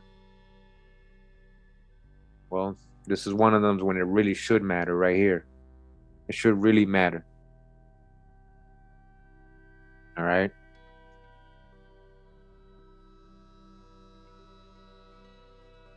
Chapter 1, Abraham Lincoln and his proclamation. The Emancipation Proclamation states that it was a war measure. It deliberately freed no slaves or few. Lincoln had no control over slaves in Confederate territory. That the Emancipation Proclamation purported to free and the slaves under Union control that Lincoln could have freed easily, nearly 1 million were purposely left in slavery. Europeans such as Charles Dickens laughed at Lincoln. So you know what this reminds me of?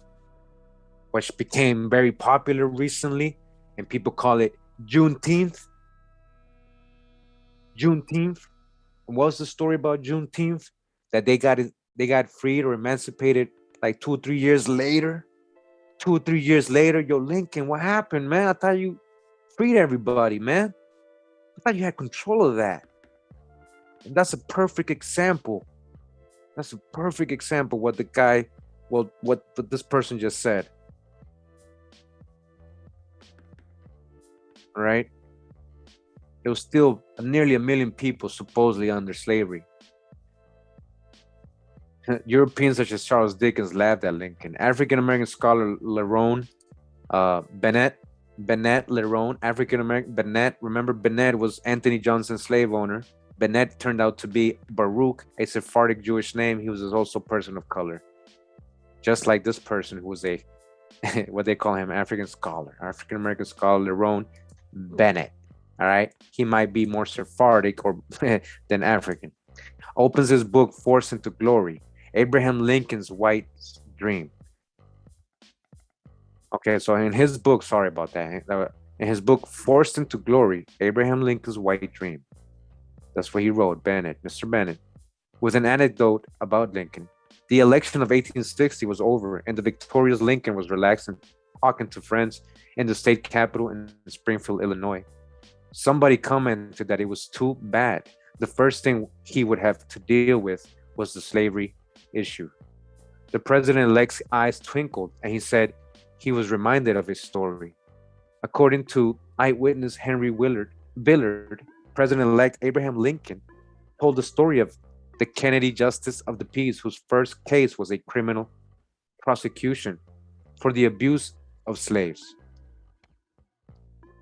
Unable to find any precedent, he exclaimed angrily, "I will be damned if I don't feel almost sorry for being elected when the N-word is the first thing I have to attend to." All right, so fair use. Again, disclaimer, I'm just reading a book here. I'm reading a quote, educational purposes only. Bennett, who predictably has drawn the ire of Lincoln worshippers and myth makers, has built a solid case against Lincoln using Lincoln's own words and other highly credible primary sources. Lincoln's own words, right? Just like how when he was describing himself in his autobiography, and everybody else who knew him describing him in other books and primary sources. All right, so they got things that he was saying too. Forced into Glory is a book everyone should read because it cuts right to the chase, and it tells it like it's without the layers of adulation that some historians and most history professors lovingly place on Lincoln. All right, so Forced into Glory, right? We might get that book, Mr. Bennett's book, and read it ourselves. Sounds like a great book. Yeah, wow, Blaze 71, you know. Some have criticized this book, but Bennett is a well thought of African-American author and scholar, and his take on things is important. You walk away with flashes of indisputable truth because of the extensive use of primary sources and a person's own words. You are guaranteed to develop a more veracious perspective than by reading much of the past 149 years of Lincoln's hagiography. Bennett said racial insensitivity colored Lincoln's whole presidency. What? Hold up. Bennett said racially insensitivity colored Lincoln's whole presidency. Colored Lincoln. Colored Lincoln. I know they're trying to say pictured or it just sounds colored Lincoln, huh? Okay. General James Samuel Wadsworth, who saw Lincoln almost every day at the height of the crisis, and who was with him frequently for 5 or 6 hours at the War Department, was shocked by the racism in the Lincoln White House, where Lincoln frequently spoke of the N-word question. You see, spoke of, and he debated whether this or that act would touch the N-word. General Wadsworth said that Lincoln was contemptuous of abolitionists and spoke often of the slaves as cattle. All right, that's a primary source. You see, all skin folk ain't kinfolk is what I'm trying to let you know all the time here. All right. Bennett proves, as historians know, that the Emancipation Proclamation was a war measure that freed no slaves or few. He argues that Lincoln actually re-enslaved 500,000 who were about to be freed by the Second Confiscation Act. The Second Confiscation Act passed the Northern Congress July 17, 1862. According to Bennett, it would have freed all the slaves in captured Confederate territory that was under control of the Union Army. Lincoln's re-enslaved 500,000 slaves by signing the preliminary Emancipation Proclamation on September 22nd, 1862. One day before the Second Confiscation Act was to go into effect. All right, they were about to get freed. You see what happened? This is deep, man. This nullified the emancipation part of the Second Confiscation Act and caused the Emancipation Proclamation to apply. All right. And I saw the brother who put, check the person who wrote Lincoln's speeches and stuff, her relation to Blavatsky. We got all that dark stuff, these people really roll with, and the Jesuits and the Moravians and all this stuff, we down, we hip to that. We're eventually going to get into that. We're just trying to get historic right here a little bit because we're trying to explain or give the narrative in a more correct way, right? With sources and factual. not in the Kunta Kinte way, you know? The Emancipation Proclamation freed no slaves or few. Lincoln had no control over slaves in Confederate territory. That the Emancipation Proclamation purported to free and the slaves Lincoln could have freed easily were purposely left in slavery. Europeans such as Charles Dickens laughed at Lincoln. William H. Seward, Lincoln's own Secretary of State, did too, stating, "We show our sympathy with slavery by emancipating slaves where we cannot reach them and holding them in bondage where we can set them free." You see, they had no control.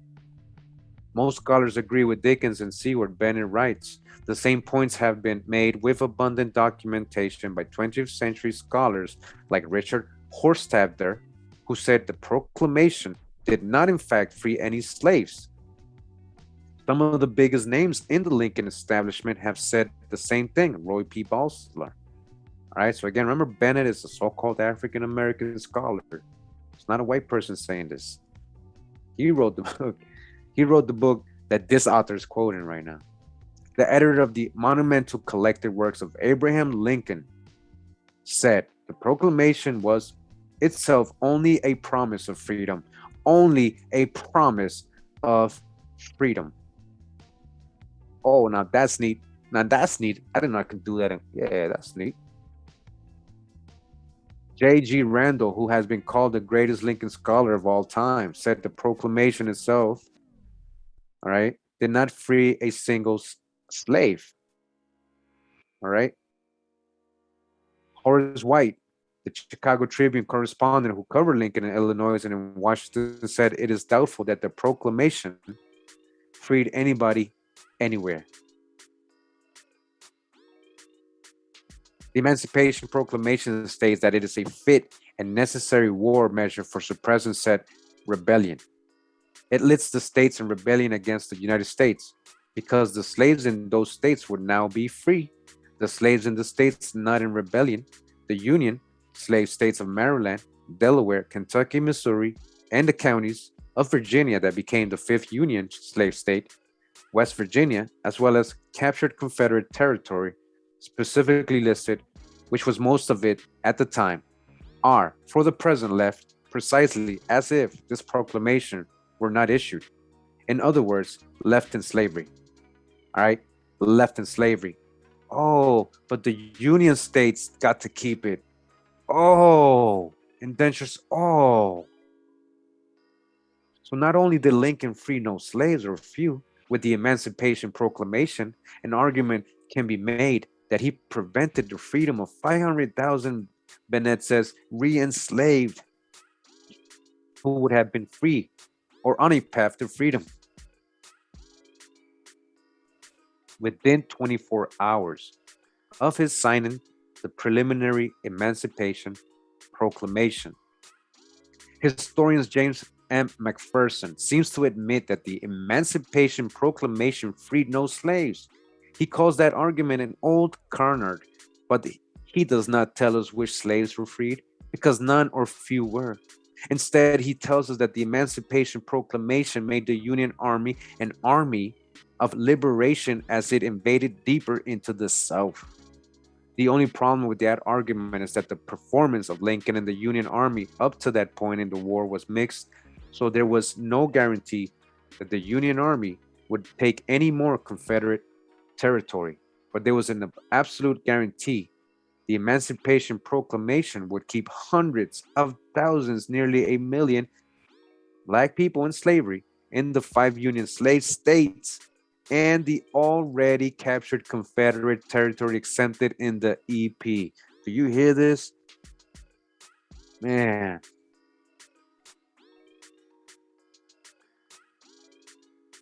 And it is an absolute fact that Lincoln in the North could have freed those slaves easily if they had wanted to. Honest Abe, huh? Honest Abe. Good old Honest Abe, huh? Yeah, they fooled us big time. Break the spell, my people. Here is how LeRon Bennett calculated the 500,000 slaves that he maintains Lincoln re-enslaved. This is his footnote, number 3 on page 627 of Force into Glory. Appleton's Annual Cyclopedia, 1863 reported that the Emancipation Proclamation only applied to slaves in Confederate held areas. Man, that's so deep. I honestly, I didn't know. Man, so he let Maryland, Virginia, and all these states, because they were down with the Union, he let them keep their indentured servants. It was only the Confederate people, right? Wow. Because where Lincoln did not have the power to free them, the proclamation did not apply to the 429,396 slaves in the loyal Union slave states of Kentucky, Maryland, Missouri, and Delaware, and left in slavery the 402,863 slaves in the Union-controlled areas Lincoln could have freed. All right, 275,719 in Tennessee. He could have freed 87,812 in Louisiana and 39,332 in Virginia. The AC estimate was based on the 1860 census, all right, and did not take into consideration population growth and the large number of slaves who flocked to Union-controlled areas in Tennessee, Louisiana, and Virginia. I have therefore used a conservative estimate of 500,000 for the number of slaves Lincoln could have freed and deliberately did not free. All right, so this is deep. This is like, there's another thing Lincoln did, which I got a video coming, and it's how he hanged the Sioux people, I believe the Dakota. He hanged them, Dakota, so-called black, copper-colored tribes of America. He hanged them. All right, that's a future video. He was the man in control. He could have said no. It was in his power to say no. He said, "Yep, go for it." That's a future video. I got images of these people and everything colorized. I'm gonna show you what they look like. We already know what Lincoln looked like, or is described to look like, in his own words and everybody else's words that knew him. This is how deep it is. I hope you guys, breaking the spell with me. We gotta empty our cup, because slavery was not the cause of the war between the states. In the weeks leading up to the war, Lincoln and the North were not discussing emancipation. Their actions were driven by the disastrous collapse of the Northern economy that was fast approaching and the threatened dissolution of the Republican Party because of extreme dissatisfaction with the state of affairs in the North. Right. And that was chapter 1.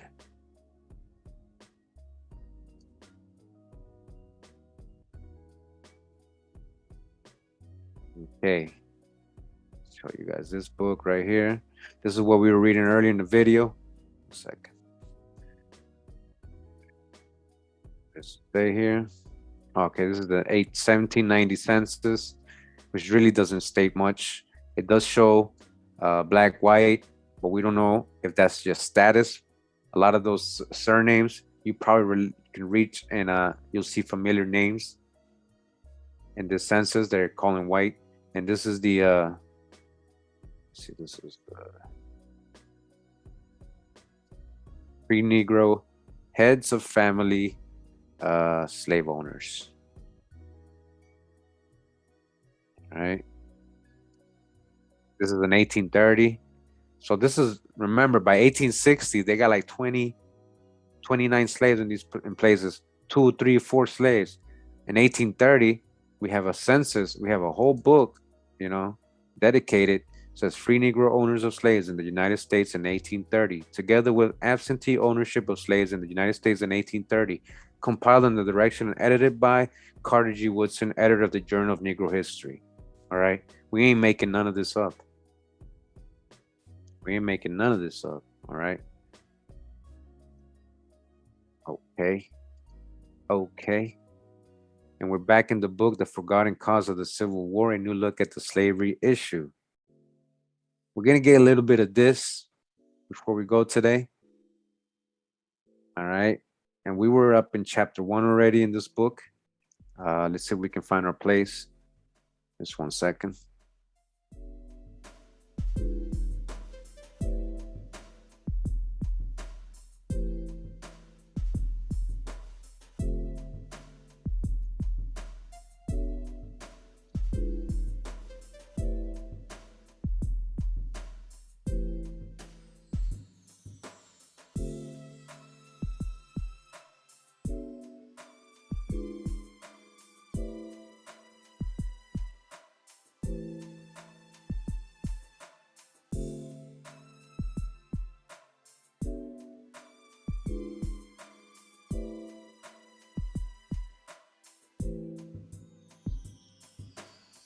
In this chapter, he's kind of trying to break down the mulatto thing. Now, this book was written in 1997 compared to the book we was just reading in 2014, right? A lot of things, a lot of information is outdated. He's going with a Kunta Kinte kind of like black and white narrative, white and black, white slave masters, black slaves. And even though he's talking about white slavery all through this, he's trying to explain what a mulatto is and how he thinks white people got into slavery. Because their mom and how they must be like some point Negro, and so he tries to break it down. And this is the chapter of the mulatto we were reading. I guess we can start anywhere here. Let's see.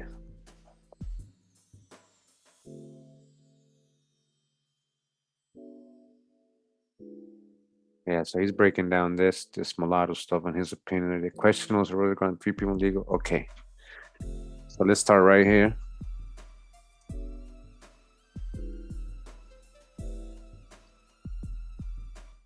Says here, questions also arose regarding free people and the legal definition of what constituted a mulatto. Since there was no set standard, this definition varied. Some states legally defined a mulatto as a person who was 1/4 or more black. Octoroons with 1/8 black blood were deemed to be white people. Virginia, 1785, Indiana, 1817, Arkansas, 1843, and Kentucky, 1852, all had such laws. And in North Carolina law, 1826, a white person was one who has less than 1/8 black blood. An exceptional Georgia law, 1829, took the distinction to the 9th degree by establishing that people deemed and adjudged to be persons of color within the meaning of this act, as shall be descended from Negroes or mulattoes, either on the father's or mother's side. A white person who had very distinct black ancestors would still be considered a mulatto, a person of color under this law. All right, so basically, mulatto meant a lot of things. We also got the law in the last video in part 1 where I was reading from that book, The Statute Laws of Virginia by Higgins, and how so-called Negroes and Indians would all be listed as mulatto. They made that a law in the census, straight up, without any kind of mixture, without all this stuff that we're talking about right here, and all these laws and all the stuff he's quoting. In that law, it didn't even apply, right? We know we see census when we run into mulatto, and then the same person will be so-called black in another census, or they'll be labeled mulatto, and we know both parents are so-called black. So what do you mean a mixture in this and a quarter of that? And it's, a lot of the time it was just people's perspective. And again, we got that law where a lot of the so-called Negroes or Indians became known as mulatto, straight up. Just that was the fact. That was the law. All right. All right. Let's see if we can get a part 2. We get to part 2. Okay. So we had black slave owners in the South, right? Again, we're in the book, The Forgotten Cause of the Civil War. You guys still here, man? Should I keep going? Let's go a little bit. I'm going to read a little bit of chapter 2. It says here, like the patriarchs of old, our men live all in one house with their wives and their concubines. And the mulattoes one sees in every family exactly resemble the white children. And every lady tells you who is the father of all mulatto children in everybody's household. But those in her own, she seems to think drop from the clouds, or pretends so to think. Regardless of the legal criteria reestablished for being a white person, it is a fact that many white people remain enslaved under the Partis rule. All right? He just says something right there important. Regardless of what criteria legal, they're labeling people white. The fact is that there were many people who were labeled white that were enslaved under the Partis rule. All right? A most telling observation is that of Mary Boykin Chestnut, a Southern aristocrat and wife of James Chestnut, Jr., U.S. Senator from South Carolina. An entry in her diary for March 1861 reads, Like the patriarchs of old, our men live in all one house with their wives and their concubines, and the mulattoes one sees in every family exactly resemble the white children. And every lady tells you who is the father of all the mulatto children in everybody's household, but those in her own she seems to think drop from the clouds, or pretends so to think. Particularly Northworthy is a choice of the word exactly.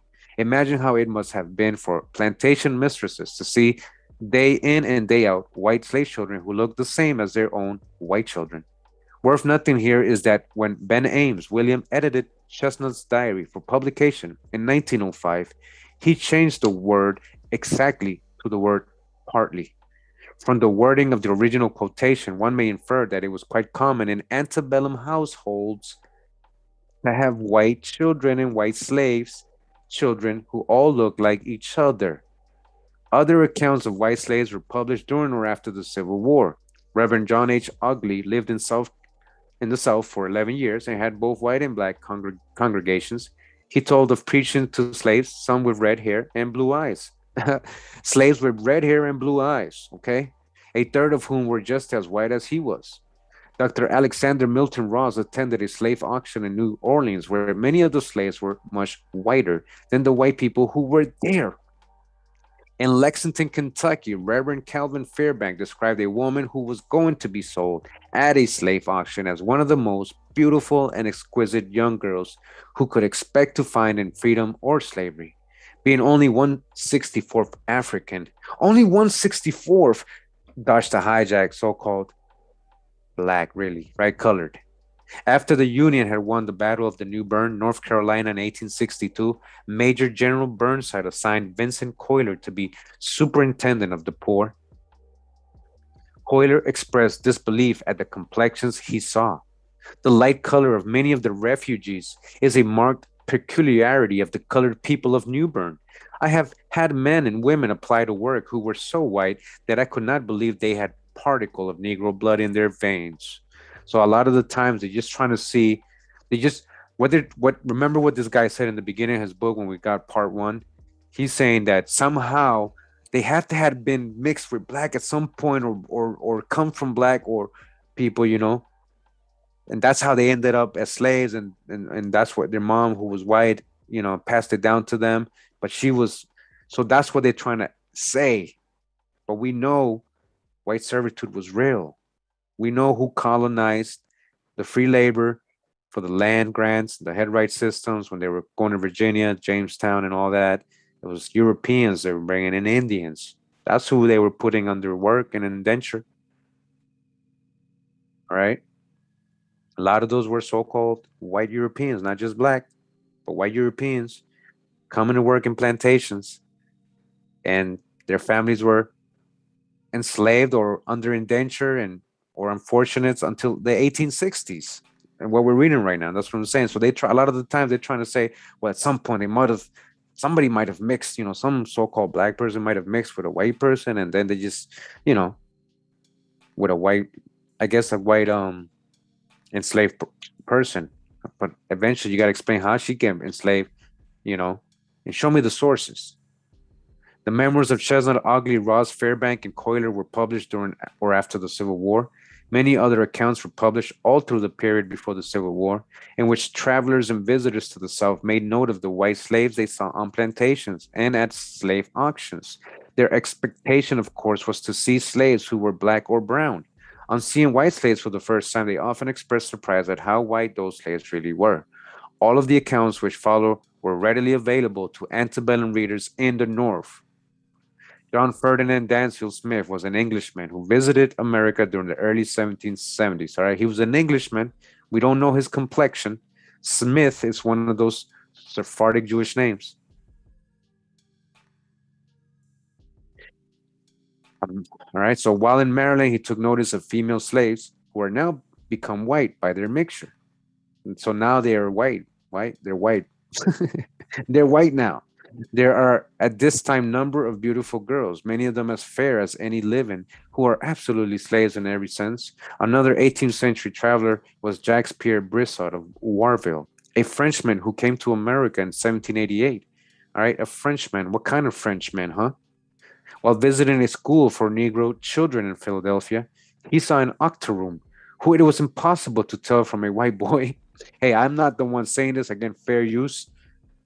He couldn't tell the difference between a white boy.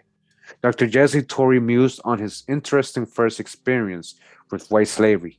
His book, published in 1817, contains the following account. While at public house in Fredericton, Maryland, there came a decently dressed white man, a quite light complexion, in company with one who was totally black. After they went away, the landlord observed that the white man was a slave. I asked him, with some surprise, how that could be possible. To which he replied that he was a descendant by female ancestry of an African slave. Dodged a hijack. I would love to see the source for this. He must have said maybe a Negro man or something else, right?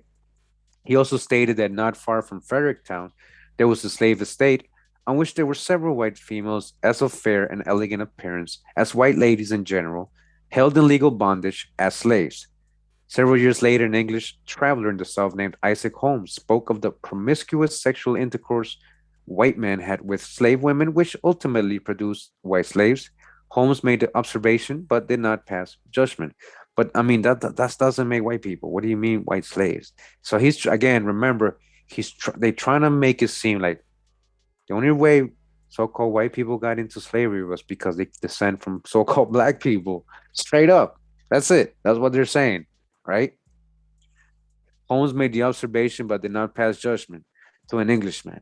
It may appear strange that a white man of any feeling should be willing to become the father of slaves, but he does not look through American spectacles, for in the United States there are many who by education and association are gentlemen that are guilty of this shameful practice. And the consequence is that in some instances there are slaves who are perfectly white. All right. So yeah, there are actual slaves who are actually perfectly white. It had nothing to do with mixture. And I just want to say something here, just to, we gotta remember, stay focused with the information. So again, this book is from 1997. There's a lot of hijacking here. We're correcting this, we're updating the information, when we're reading this book right here. It's a great book. It has a lot of drop, right? Because he's right. There was so-called, but he has to understand too that a lot of these so-called white people that being labeled white meant free. It wasn't about complexion a lot of the time. A lot of these people are actually colored people. There is no mixture, But again, a lot of these people are just straight up pale skin. No mixture. And they've been indentured servants. I got stories. I know. I got them. We've done the genealogy. And I got the stories confirming family stories. How their grandfather had a plantation or a farm. And they had white sharecroppers working for them, and the grandfather was the boss. He was the boss man, right? He was the boss man. Old lady, white lady, she remembered when she was little how she used to work for a person's genealogy I did, so-called black man, right? His grandfather owned a farm. They were his servants. They worked for him. She remembers that. She remembered that. She told them. And this is real stories. All right. So again, the book, let's pull out the babies. We're going to dodge the hijack like Tyson and just hit them with the facts. Captain Frederick Marryat was a British naval officer and novelist who traveled throughout the South in 1837 and 1838. His account of Louisville, Kentucky is noteworthy. I saw a girl about 12 years old carrying a child and aware that in the slave state, the circumstance of white people hiring themselves out to service is almost unknown. I inquired of her if she were a slave. To my astonishment, she replied in the affirmative. She was as fair as snow, and it was impossible to detect any admixture of blood from her appearance. She didn't look mixed. She straight up looked like a white person. In another experience, white slavery, Marriott came across an advertisement for a local runaway slave, which read in part, "Said boy is a manner white, would be passed by and taken for a white man. His hair is long and straight, like that of a white person." Being a foreigner and not understanding the concept of a one-drop mulatto, Marriott commented, "The expression of in a manner white would imply that there was some shame felt in holding a white man in bondage." The expression in the ad was a description, not a value judgment. Reverend Francis Holly of Connecticut resided in North and South Carolina for 14 years. His thought-provoking account from 1839 offers this telling observation. It is so common for the female slaves to have white children that little or nothing is ever said about it. Very few inquiries are made as to who the father is. That same year, Lydia Maria Child wrote, a Missouri newspaper proves that a white man may, without a mistake, be adjudged a slave. A case of a slave suing for his freedom was tried a few days since Lincoln County, of which the following is a brief statement of particulars. All right, so first of all, just want to emphasize something here. A slave suing for his freedom. So what kind of slave has the right to go to court and sue for his freedom if he's a slave? I want you to answer me straight up.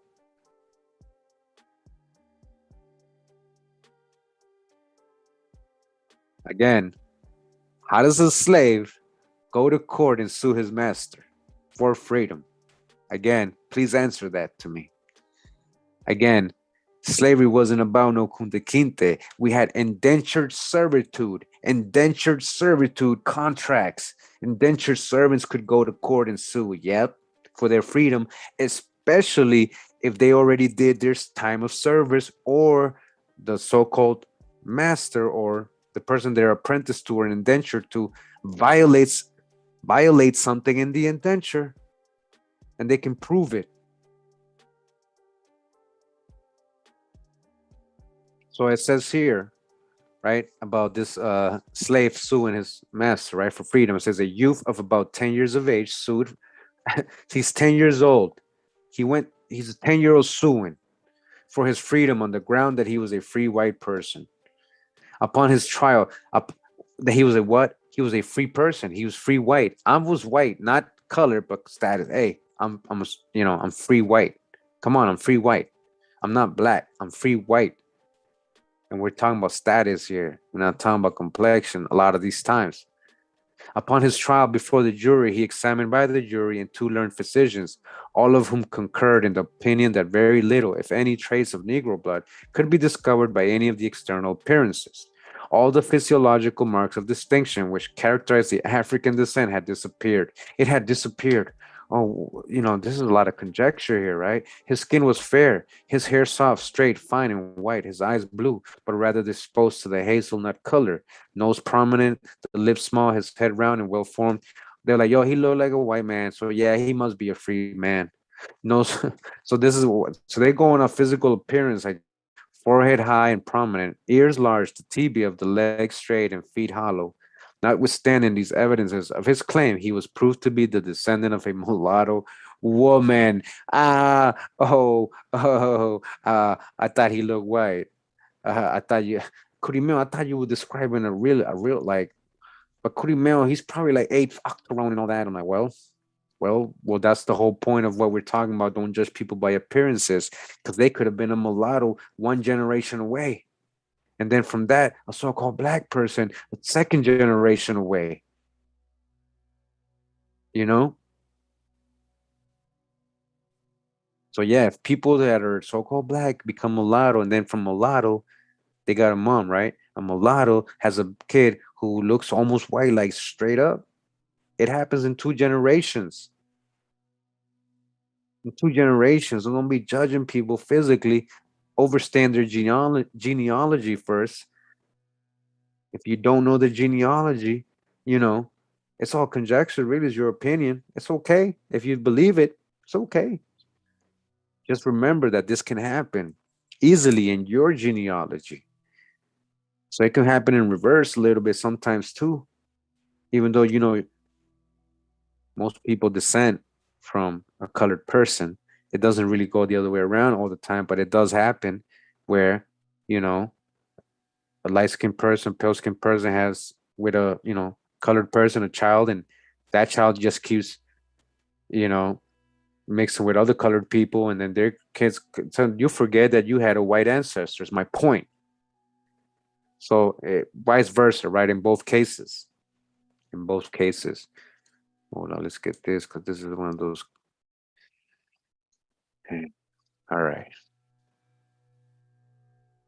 So because he had a mulatto woman as a mom, and that his progenitors on the mother's side had been and still were slaves, consequently he was found to be a slave. The narrative of the fugitive slave William B. Brown was published in 1847. Brown related how slaves in Hannibal, Missouri were boarded on a vessel bound for New Orleans slave market. One among them was a beautiful girl, apparently about 20 years of age, perfectly white, with straight light hair and blue eyes. But it was not the whiteness of her skin that created such a sensation among those who gazed upon her. It was her almost unparalleled beauty.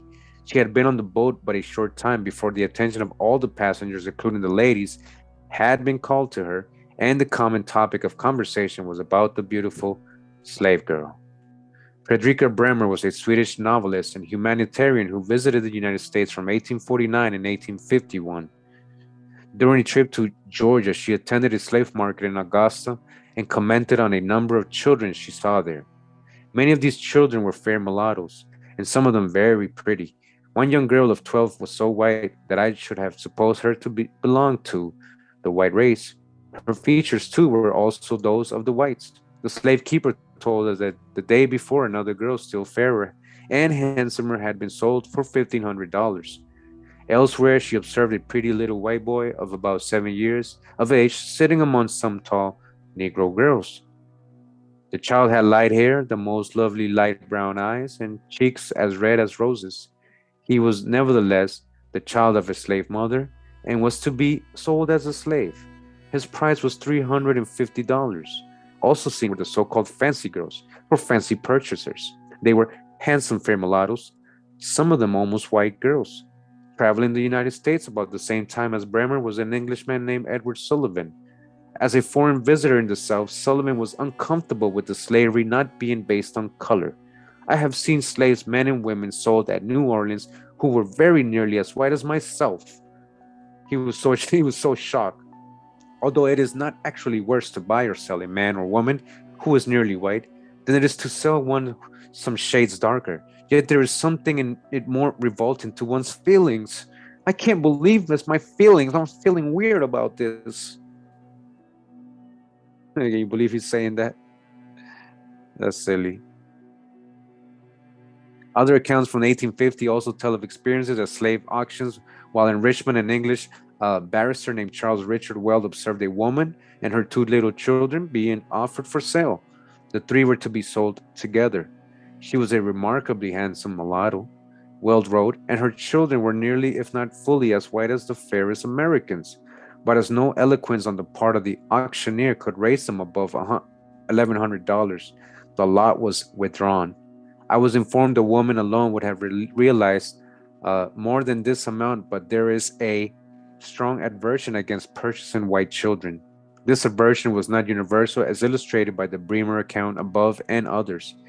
During his visit to New Orleans, Reverend Philo Tower attended a slave auction and observed a young woman who was one of the most beautiful, I think, I ever saw, aged from 16 to 20. Though thinly and cheaply dressed, none could be insensible to her beauty. She was much whiter than many, nay, the most of the Anglo-Saxon ladies, of medium size, well-developed, beautiful black hair, black and sparkling eyes that pierced wherever they darted.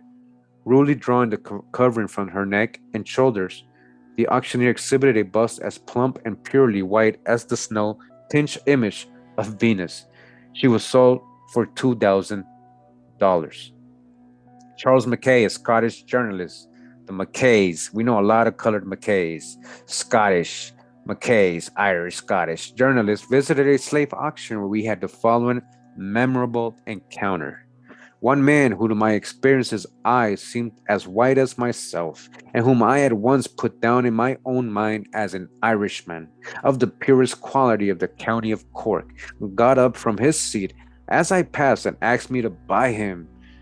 I am a good gardener, Your Honor, said he, with an unmistakable brogue. I am a good gardener, Your Honor.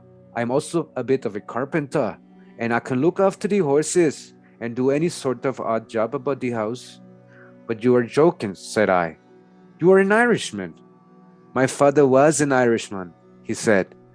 At this moment, the slave dealer and owner of the depot came up. Is there not a mistake here? I inquired. This is a white man. And then, this is what they said. His mother was the N-word, right? He replied, He was sometimes much whiter man for sale than he is.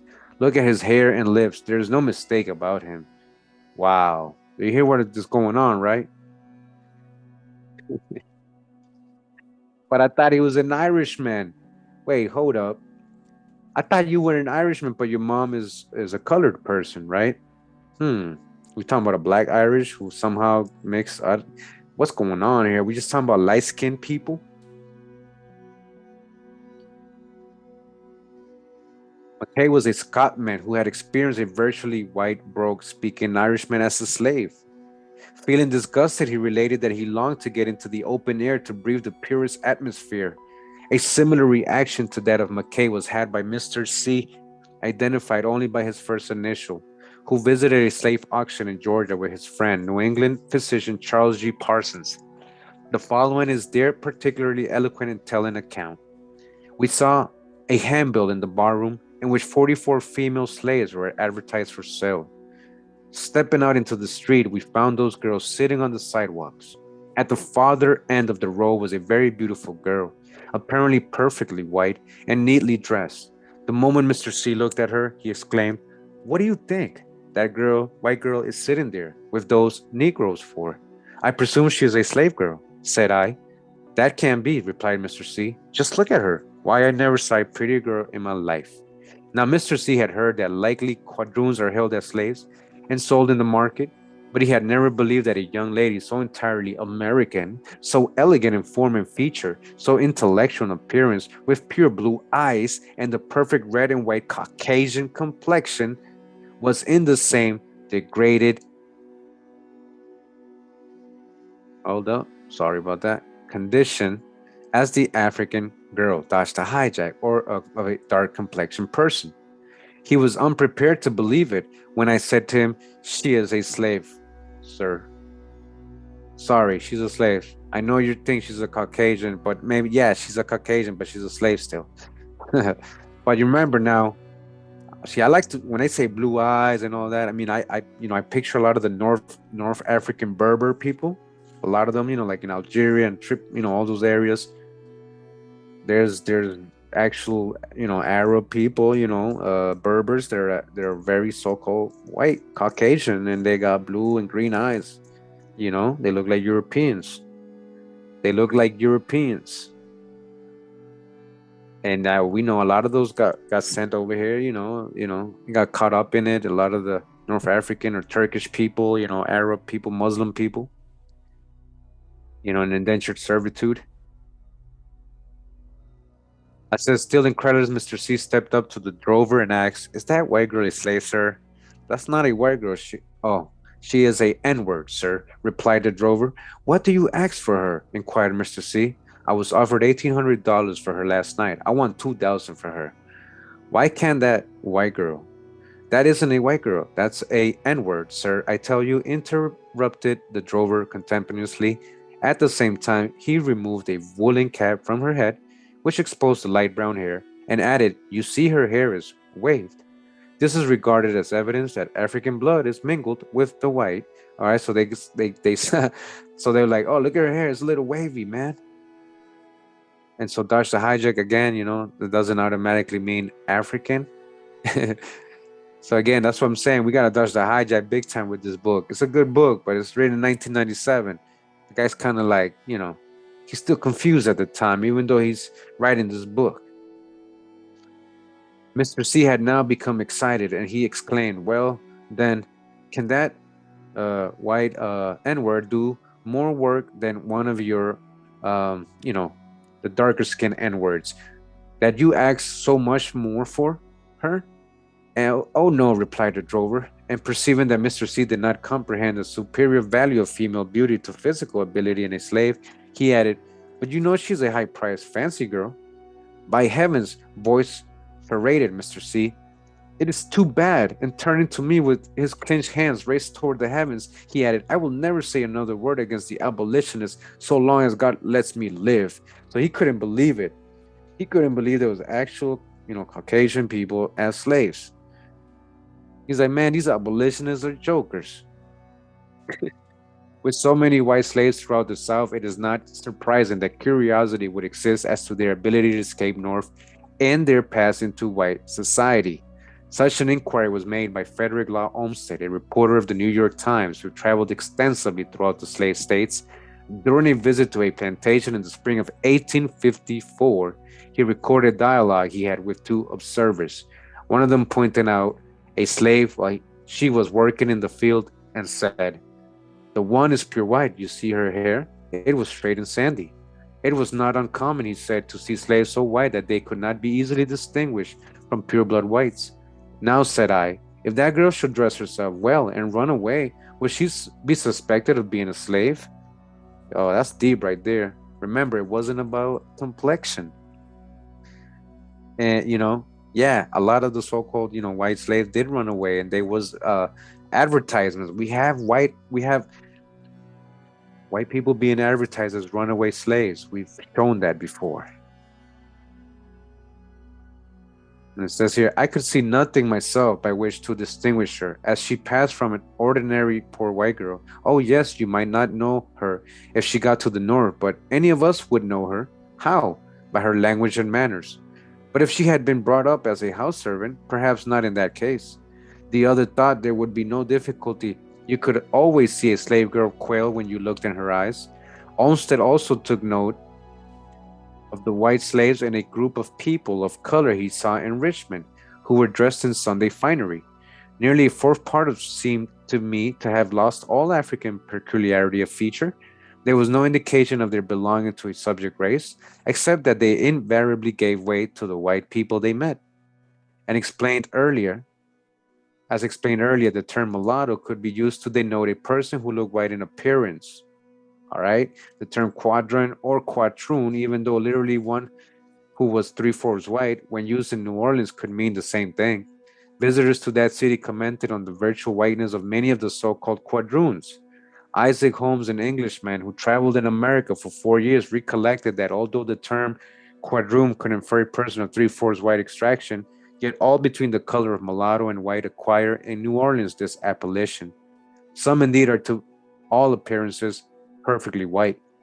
George William Featherstone left from Maryland and toured throughout the slave states. He also saw the New Orleans quadroons. A woman may be as fair as any European and have no symptom of Negro blood in her.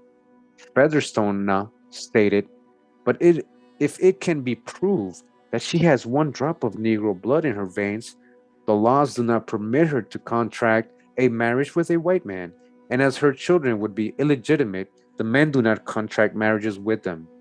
Reverend Philo. All right, so you see, they're like, "No, man, you'll be a slave. You'll have my kids enslaved." Reverend Philo Tower from the New England wrote of the life of a mulatto girl, or a quadroon as they are called, with some having clear, beautiful white skin, with rosy cheeks, making the very perfection of loveliness and beauty, forbidden by the rules of society to hold rank above the lowest, blackest slave. The actor George Vandenhoff said of the New Orleans quadroons, some of them showed no tinge of their descent at all, but could boost complexions. Not blondes, certainly, but of Anglo-American whiteness, all right? Whiteness. Yet all these girls had in their blood the fatal taint of, yeah, they're saying colored, but we gotta see the genealogy. I want to see it. Prove it to me that they're actually coming or descending from so-called colored people. And if they are, that's a big one right there. And that's what I'm trying to tell you. If there was any so-called white people back in the 1700s, who are they really descending from? Though in some it was diluted by admixture to an infinitesimal point that required the nicest eye to detect it. So they're like, you don't even see any of it. Just straight up look like a Caucasian person, All right, but if you got it, keen eye, you can see it a little bit. Look at her hair's wavy. Oh, are you saying there's no people with wavy hair in Europe that are Caucasian? Hello? Khazars? How about the Khazars? If indeed it could be detected at all. Although the first person eyewitness accounts of white slaves throughout the South have an element of redundancy running through them, it is imperative to keep in mind that they were all contained in books which were readily available to antebellum readers in the North. Travel accounts made for popular reading, and these books, many of them by famous writers of the day, were no doubt read to a great extent. White slaves, as seen through the eyes of others, brought the issue of white slavery to the awareness of many Northerners who would not have been conscious of it otherwise. In addition to travel accounts of white slaves, newspaper advertisements, all right, this is what I was talking about earlier. We saw the ads. This is history. We saw the ads. There was so-called, because they're not even just calling them white. They describe how they look. They say pale skin, yellow, very high, bright yellow, blue eyes, Irishman. So we already know what, come on, like, it's very descriptive, the ad, a lot of the times, you know? It says, although originally appearing in newspapers in the South, they were also collected and published in abolitionist and other literature in the North, literature that was particularly geared toward people interested in ending slavery. Lydia Maria Child published a particle institution in 1860 in which she included 4 pages of advertisement for white runaway slaves. Plate 1.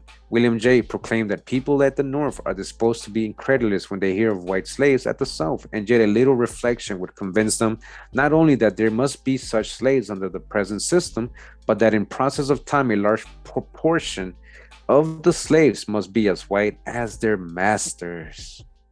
All right, what masters? Let me see. Were there no other sources of information respecting the complexions of the Southern slaves?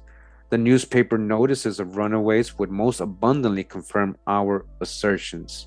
The advertisements cited by Jay include the words white man, white boy, quite white, and clear white.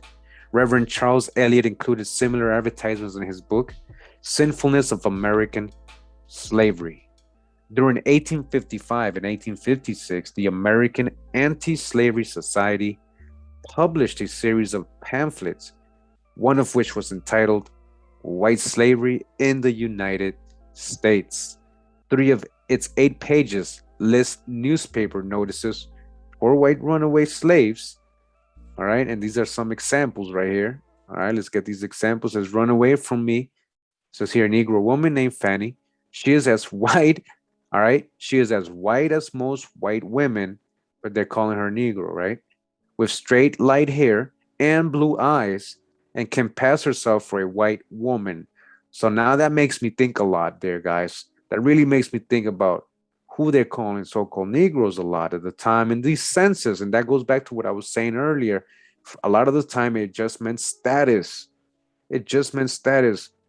Negro was the person in bondage or indenture, and white meant free, or a citizen or a household, free, not in bondage, not in an indenture contract. How could a person that is as white as most white women with blue eyes and can pass as a white woman, she's being labeled, and she should at least be mulatto, right? Mulatto, right? Like if anything, she is very intelligent, can read and write, and so forth faces for her behalf. She is very pious, prays a great deal, and was supposed contented and happy. I will give 2,500 for her delivery to me. He really want her back. Says here, a $25 reward, run away from the plantation of, what does that say? Monmac Duplantier, a bright mulatto named Ned, about 35 years old, speaks French and English. Bright mulatto who speaks French. He may try to pass himself for a white man, as he is a very clear color and has sandy hair from the New Orleans Picadilly, all right? Says, run away, a bright mulatto woman named Julia, about 25 years old. She is very white, nearly white, and very likely may attempt to pass for white. Now, I want to say something, and we already know, again, I said it earlier, and we showed it in the first part, that a lot of so-called Negroes and Indians became known as what? Mulatto, or colored people became known as mulatto Indians, right? And a lot of Indians became known as white. They started labeling Indians white because they weren't in bondage and they weren't so-called Negroes, right? Because they were known to be American Indians. So they would label them white. So again, we had the interview earlier in Wanagi's video, and the lady's like, was he a Cherokee? Now in history, I bet you her grandfather, who was the Cherokee, who was also a colored man, he was labeled white in the census. And remember, he was listed as so-called the slave owner, but he was actually the husband and the father-in-law and the dad of her husband, right? So I'm just wanting you to put all this in frame, like we have to break it down like that. There's so many, uh, we have to see that there's so many different stories behind what we're reading, possible stories that we got to think of at least, as possibilities based on the history, the true history that we're learning. So he might pass himself as a white man. All right. 810 reward for the apprehension of William Duberly, a slave belonging to a state of Sacred Duberly. Deceased, he is about 19 years old, quite white, and would not be readily taken for a slave. Yeah, they're saying he wouldn't even look like a slave. Run away from the subscriber, bright mulatto slave named Sam, light sandy hair, blue eyes, ruddy complexion. He is so white as to pass very easily for a free white man. $100 reward will be given for any Negro. For my Negro Edmund Kenny, he was a straight-haired and a complexion so nearly white that it is believed a stranger would suppose there was no African blood in him. A short time since he was in Norfolk with my boy Dick and offered him for sale. He was apprehended, but escaped under pretense of being a white man. All right, so again, those were some examples. These are from extras from Lady Mary Child's The Patriarchal Institution from 1860. It says here, there's a press book about slavery written by George Washington Carleton in 1857 also contains many such advertisements. Why slavery was read about in the accounts of travelers who visited the South and in Southern newspaper advertisements for white runaway slaves. Another source of information concerning white slavery was articles in newspapers. A notable piece entitled White Slaves concerning a white woman and her two children who were offered for sale at a slave auction appeared in 1821 in a Maryland newspaper, the Now's Weekly Register. This woman and children were as white as any of our citizens. Indeed, we scarcely ever saw a child with a fairer or clearer complexion than the younger one. There was something so revolting to the feelings of the sight of this woman and children, it brought to recollection so forcibly the morality of slaveholding states that not a person was found to make an offer for them. So they were looking so raggedy and, nobody wanted them. Like the condition they were living, they couldn't believe it. Even though many in the South expressed an aversion to buying white slave children, the feeling was certainly not universal. In fact, for some of the presence of a white mulatto child was unnecessary, and children known to be completely white were bought and sold outright, completely bought and sold outright. William Chambers traveled in Kentucky and Virginia in 1853 and noted that it is understood that numbers of purely Anglo-American children pass into slavery. Many of them are carried to the markets of the South, where a good price for them can be readily obtained. The White Slaves articles is interesting from another standpoint because it questions the party's rule. And referencing to the white children no one wanted to purchase because of their white color, the article stated the legal maxim of part sic vent has made them slaves for life. And the same maxim will make the offspring of these children slaves, right? Chattel for life, stuck in an indenture. Who can think of this and not shudder? Can there not be out there not to be some limitation, some bounds fixed to this principle? We trust shall not see a second attempt to sell them in this town. An editorial comment followed. White is the fashion in the United States, and surely some measure should be adopted to cause the color to be respected, seeing that we depend so much upon it.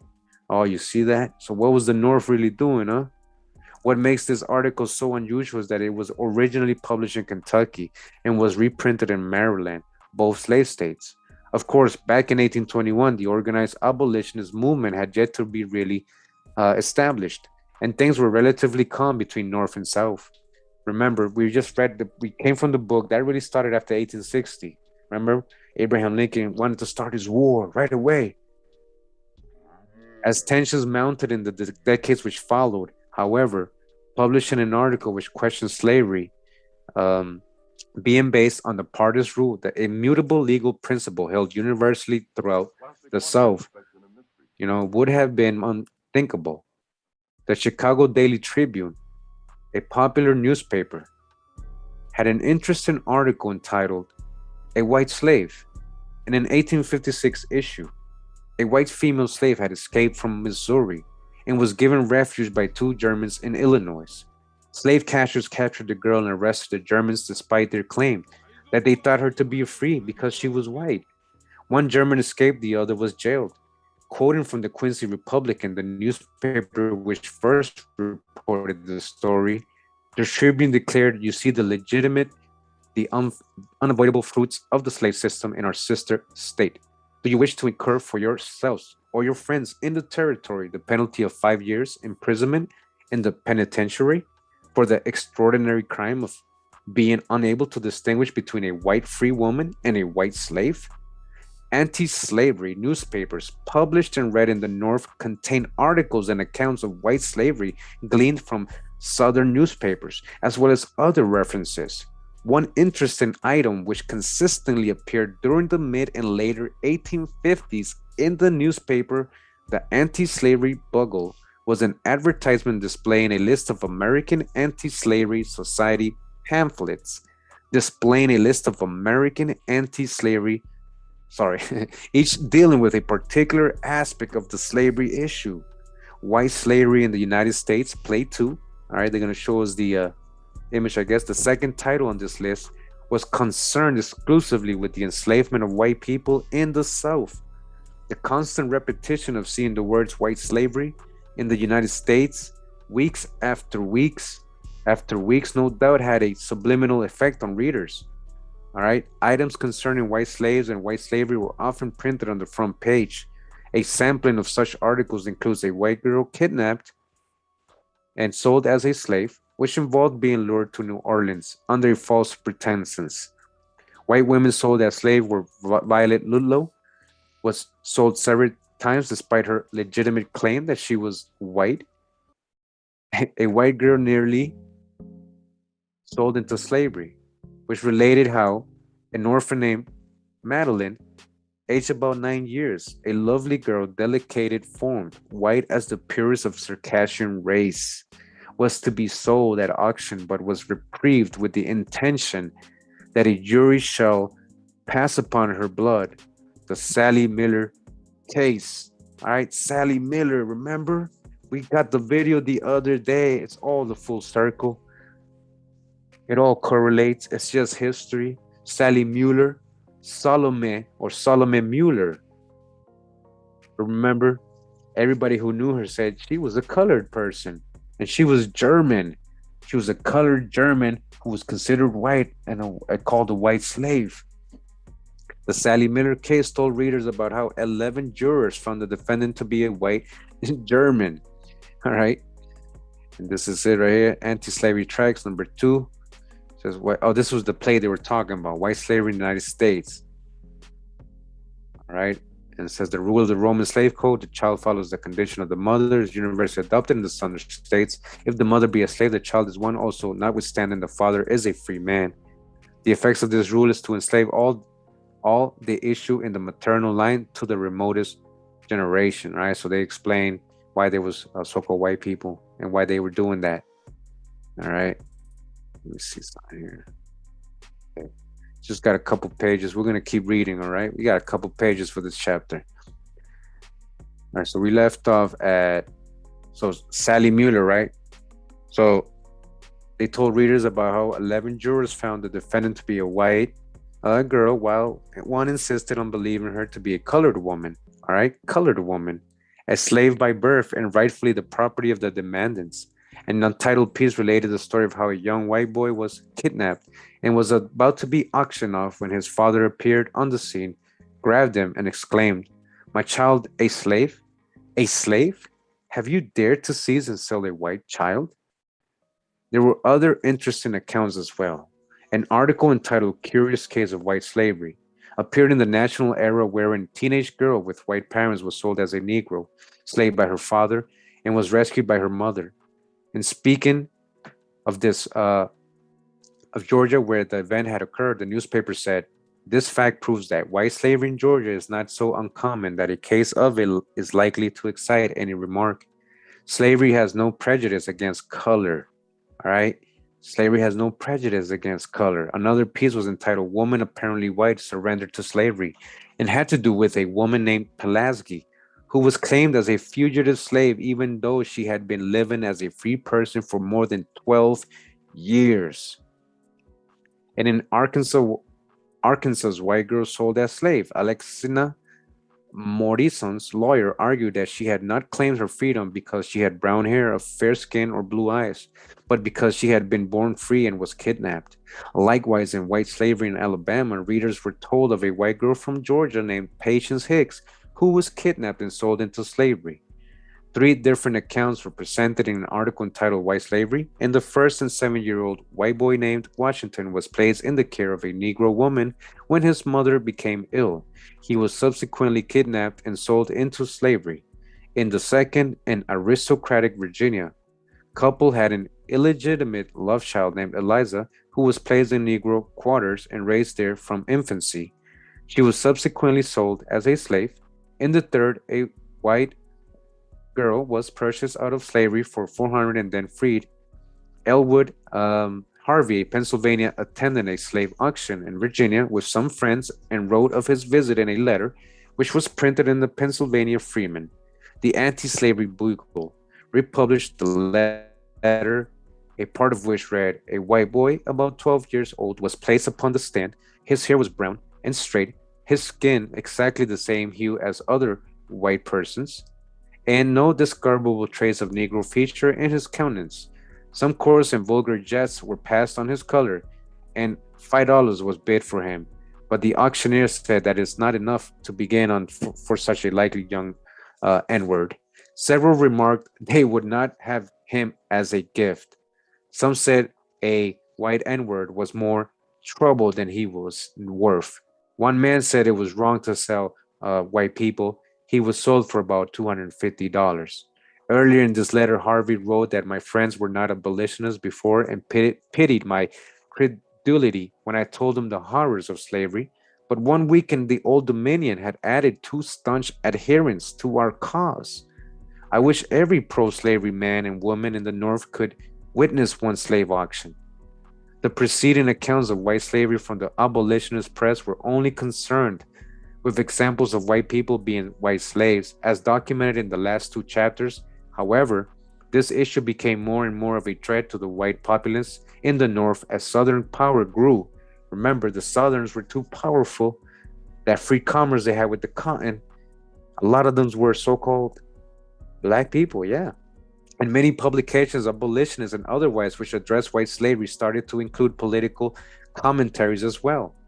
This additional aspect, notwithstanding the abolitionist press, was a powerful force and had impact because of the size of the abolitionist movement.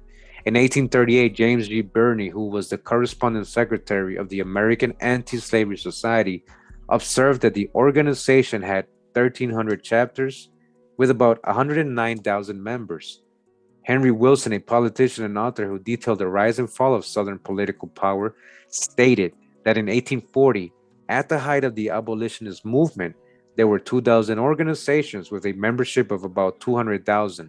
That, of course, was 200,000 formal members, those who paid dues and participated actively. Many other, perhaps, and the many hundreds of thousands were to various degrees empathetic to the abolitionist cause, but did not formally join. Both formal and informal anti-slavery advocates read the abolitionist press. The abolitionist newspaper in which accounts of white slavery appeared were widely read. If anyone had doubt about the existence of white slaves, the picture Emancipated Slaves, White and Colored, in an 1864 edition of Harper's Weekly would have been proof. Front piece, the article in Harper's was entitled White Colored Slaves. All right. Now I want to show you guys what they mean real quick, just to, make sure nobody's falling asleep and stuff. Emancipated slaves. Let me see, colored and white. I have the image. I just don't want to look for it right now on my computer. But this is the one. I have the actual original, which is, here's one of them. Let's get this one. right? Emancipated slaves brought from Louisiana by Colonel George Hart Hanks. All right, all these are slaves. What I do wanted to show you though is the little hands, right? Look at the hand for him. Look at his little hand. Why did they tell the little boys to do that? Huh? And this picture right here is very funny because that's supposed tattoo that he had imprinted in his forehead. When we look at another picture of him in another angle, it looks totally different. It doesn't look, it looks like somebody put this on later, talking about he was branded. It looks like somebody put it on later in the picture. But again, as you can see, all right, let's go to another one. So yeah, one of those famous pictures they paint. As you can see here in this drawing, he has nothing on his forehead. You see? There's nothing on his forehead. He actually went and posed for pictures in a studio, and they put the metal things around his neck, right? Just for the studio picture. Like, I'm not kidding. This is a future video I'm going to show you guys. And how he, you know, he don't have that tattoo. They try to say he had a branded, but not in every picture he has it. All right, here you go. This is another one, I think.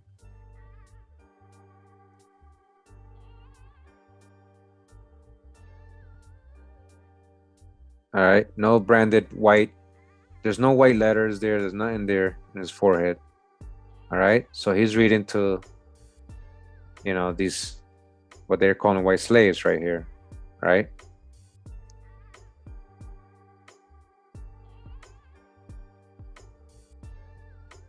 All right, so let me close this. White slave propaganda. Oh, propaganda. Oh, Wikipedia. Oh, propaganda. Okay, let's go back. We got sources for days. We got sources for days talking about propaganda. So that's what the picture they're talking about. That's enough proof, he's saying. All right. All these slaves were set free by General Benjamin Butler in New Orleans and were attending a school for emancipated slaves when this picture was taken. All right. When this picture is just taken, the article went on to name and describe each individual. The descriptions of white slaves were as follows. Rebecca Huger is 11 years old. To all appearances, she is perfectly white. Her complexion, hair, and features showed not the slightest trace of Negro blood. Rosina Downs is not quite 7 years old. She is a fair child with blonde complexion and silky hair. She has one sister as white as herself. Charles Taylor is 8 years old. His complexion is very fair, his hair light and silky. This white boy has been twice sold as a slave. These three children, to all appearance of unmixed white race, came to Philadelphia last December. Where do they come from?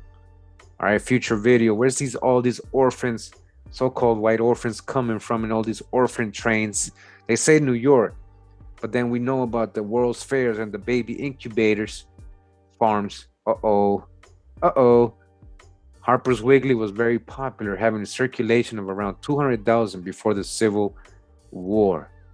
Another example involving white slavery made public had to do with the work of Reverend Henry Ward Beecher, the brother of Harriet Beecher, who held mock slave auctions of light and white slaves at his church in Brooklyn, New York. The monkeys race were used to purchase their freedom. The choice of skin color was intentional, given that whites could more readily identify with slaves who were themselves white or approaching white. Such slaves also had appealed to those who were only concerned with the enslavement of white people and their plight. In 1848, the Edmondson sisters, two respectable young women of light complexion, were sold at auction. Beecher's son and biographer recorded that this case at the time attracted wide attention. A young girl named Pinky, who was too fair and beautiful, a child for her own good, was auctioned off and also freed with the monies raised. In 1856, another slave woman was rescued. Beecher's son had a handful of photographs of children, white and beautiful, who had been set free. White face, flaxen hair, children born under the curse of slavery. The art produced at any given time in any given culture reflects the reality of that particular time and place. The artist, as part of the context, is in effect the contemporary spokesperson. White slavery was on the mind of the public in the antebellum North, and this was reflected in the fictional literature of the period. The Slave or Memoirs of Archie Moore by Richard Hildreth was published in 1836 and holds the distinction of being the first anti-slavery novel. Archie is a white slave, play 3, who tells his readers early on, "From my mother I inherited some imperceptible portion of colored blood, and with it the base and cursed condition," all right, this image here, "of slave." Later he laments, "I had found by bitter experience that a slave, whether white or black, is still a slave, and that the master, heedless of his victim, his complexion, handless the whip with perfect impartiality." All right, didn't matter. The novel was greatly enlarged and expanded in 1852 with the new title, The White Slave or The Memoirs of a Fugitive. All right, that's the book they wrote back then in 1852. Why was the character of Archie Moore depicted as a white slave? Archie Moore? Archie? Why was the title changed from the slave in 1836 to the white slave in 1852? Art imitates life. Wait, are you guys telling me Archie was a white slave first? Whoa, but he's a Moor, right? Hildreth's choices were in accord with public concern over white slavery. White readers could readily identify with the trials and tribulations of a slave who was as white as they were. Before the first word in the book was read, the impression of the title alone enabled empathetic readers to emotionally experience the words, "the white slave." The character of Archie Moore as a white mulatto set the precedent for the heroes and heroines of anti-slavery novels that followed. Uncle Tom's Cabin by Harriet Beecher Stowe was published in 1852. All right, you hear all this? 20,000 copies were sold in 3 weeks and around 300,000 by the end of the year. George Harris, a slave, is described as very light mulatto who could pass for white man. E. Bruce Kirkham has analyzed the novel and called attention to Stowe's change in the description of Eliza from a mulatto to a quadroon.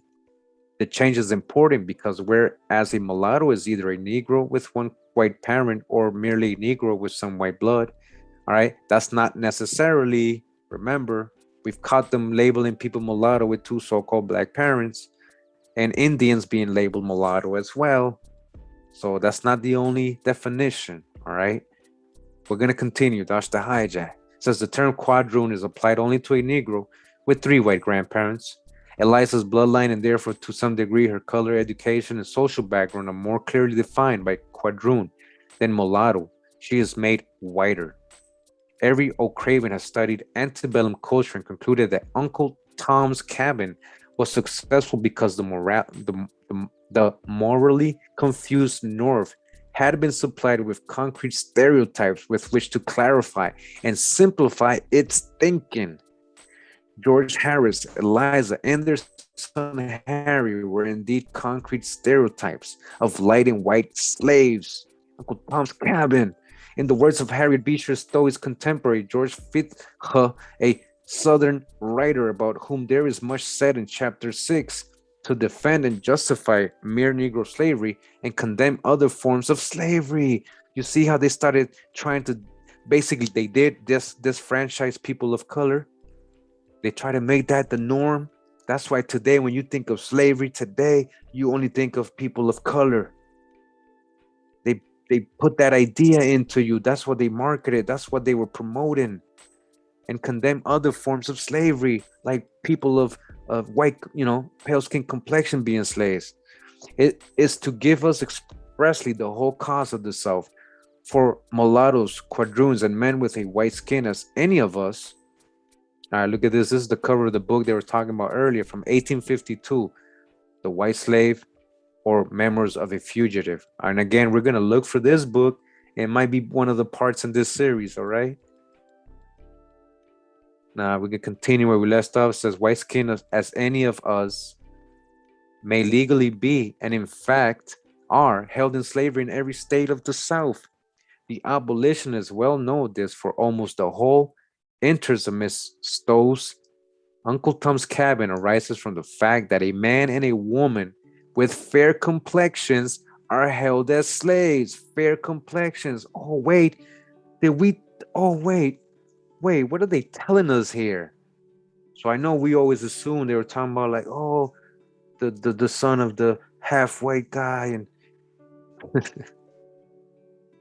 what if these were literally white people? What if these were literally pale-skinned people in Uncle Tom's Cabin? Up through 1861, all right? This is when Lincoln and them got their little ideas for war, right? No less than 17 novels utilize a stereotype known as the tragic mulatto. The heroes and heroines featured in these novels had lighter white complexions and found themselves in such tragic situations as the surprise discovery of slave status, death before dishonor, or being sold into slavery.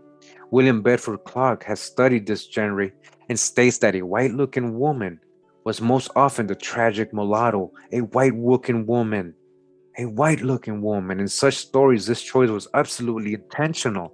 As students of this tradition know, the fact that the slave protagonist in such novels was to all appearances white and shared the characteristics of the typical white heroine of melodramatic romance help address the arbitrary nature of racial distinctions in general, and therefore short-circuited whatever racial biases the northern audience itself maintained. The Octoroon, a very popular play scheduled to be performed at Ford's Theater the night after Lincoln's attended Our American Cousin there, shows that the tragic mulatto character had broad appeal and was not limited to novels. White readers and their theater goers readily able to identify with white or nearly white characters in their oppression under slavery. So are they saying they even had white actors? This explains the reason why they were utilized instead of characters with darker complexions. Did you know that? Now verify this information and look it up. All right. He told you he got nothing but sources. He got the number 23, the footnote, he got the source. They were using white people to portray so-called slaves? Why? There were two distinctly different ways of looking at white mulattoes, socially and physiologically. Socially, a white parted slave looked as white as any white person, but was considered a black person because he or she had one drop of black blood from a distant black female ancestor who was his slave. Now listen. Now he's adding that. I don't see no footnotes here, but that could be true. I know that happened, but I also think that a lot of these people were just being labeled black because of their status, their bondage, their indenture. Because they looked as white as any white person. So again, he's going to say they must have some one drop, that one drop of black blood from a distant black female ancestor who was a slave. That's the only way I can imagine that a white person could end up as a slave. They must have that one drop, even though she looks nothing like a so-called black person. Such was the case when Mr. C was told, "That's not a white girl. She is a N-word, sir." Physiologically speaking, however, white parted slaves were white people because all traits of their remote black ancestry had disappeared. It had disappeared. So why are you guys saying this all conjecture? Show me her genealogy. Show me her ancestors. It's all conjecture. If that's disappeared, if you have no trace of it, it's all conjecture. The North saw these white slaves as whites. The South saw these white slaves as blacks. What? Hold up. The North saw these white slaves as whites. The South saw these white slaves as blacks. All right? Are you guys understanding when you're seeing these census now? When you're seeing these census and your genealogies, we got to dodge the hijack big time. They did a big mess. We got to break the spell. They got us good, man. All these tags and crayon colors. A lot of the time it was status. Remember in my white indentured servitude videos, remember, please, I showed this guy talking from C-SPAN, a professor, how he's saying at some point for a lot of years in the 1600s, white meant a person who was trafficked or brought by force, a trafficked person, mainly white, said. white man trafficked person, indentured servant who was trafficked by force, white. That's what it meant at some point in Virginia colonial times. All right, that's a professor on C-SPAN giving a lecture. I showed the video. Check out my previous videos if you're new here. So again, this is just more icing on the cake. Like we're past proof here. This is just more and more correlation. All right. How can you be like, in the North, whites were seen as whites, but in the South, they saw these whites as blacks, right? So it's not about color. An 1857 issue of the Chicago Daily Tribune commented on racial classification in the South. The Southern census takers, it is notorious, returned all persons of blacks who were not more than half white. Those who possessed straight hair and Anglo-Saxon features, they set down as mulattoes, many of whom were as white-skinned as their owners. Gosh, the hijack, what owners? Show me.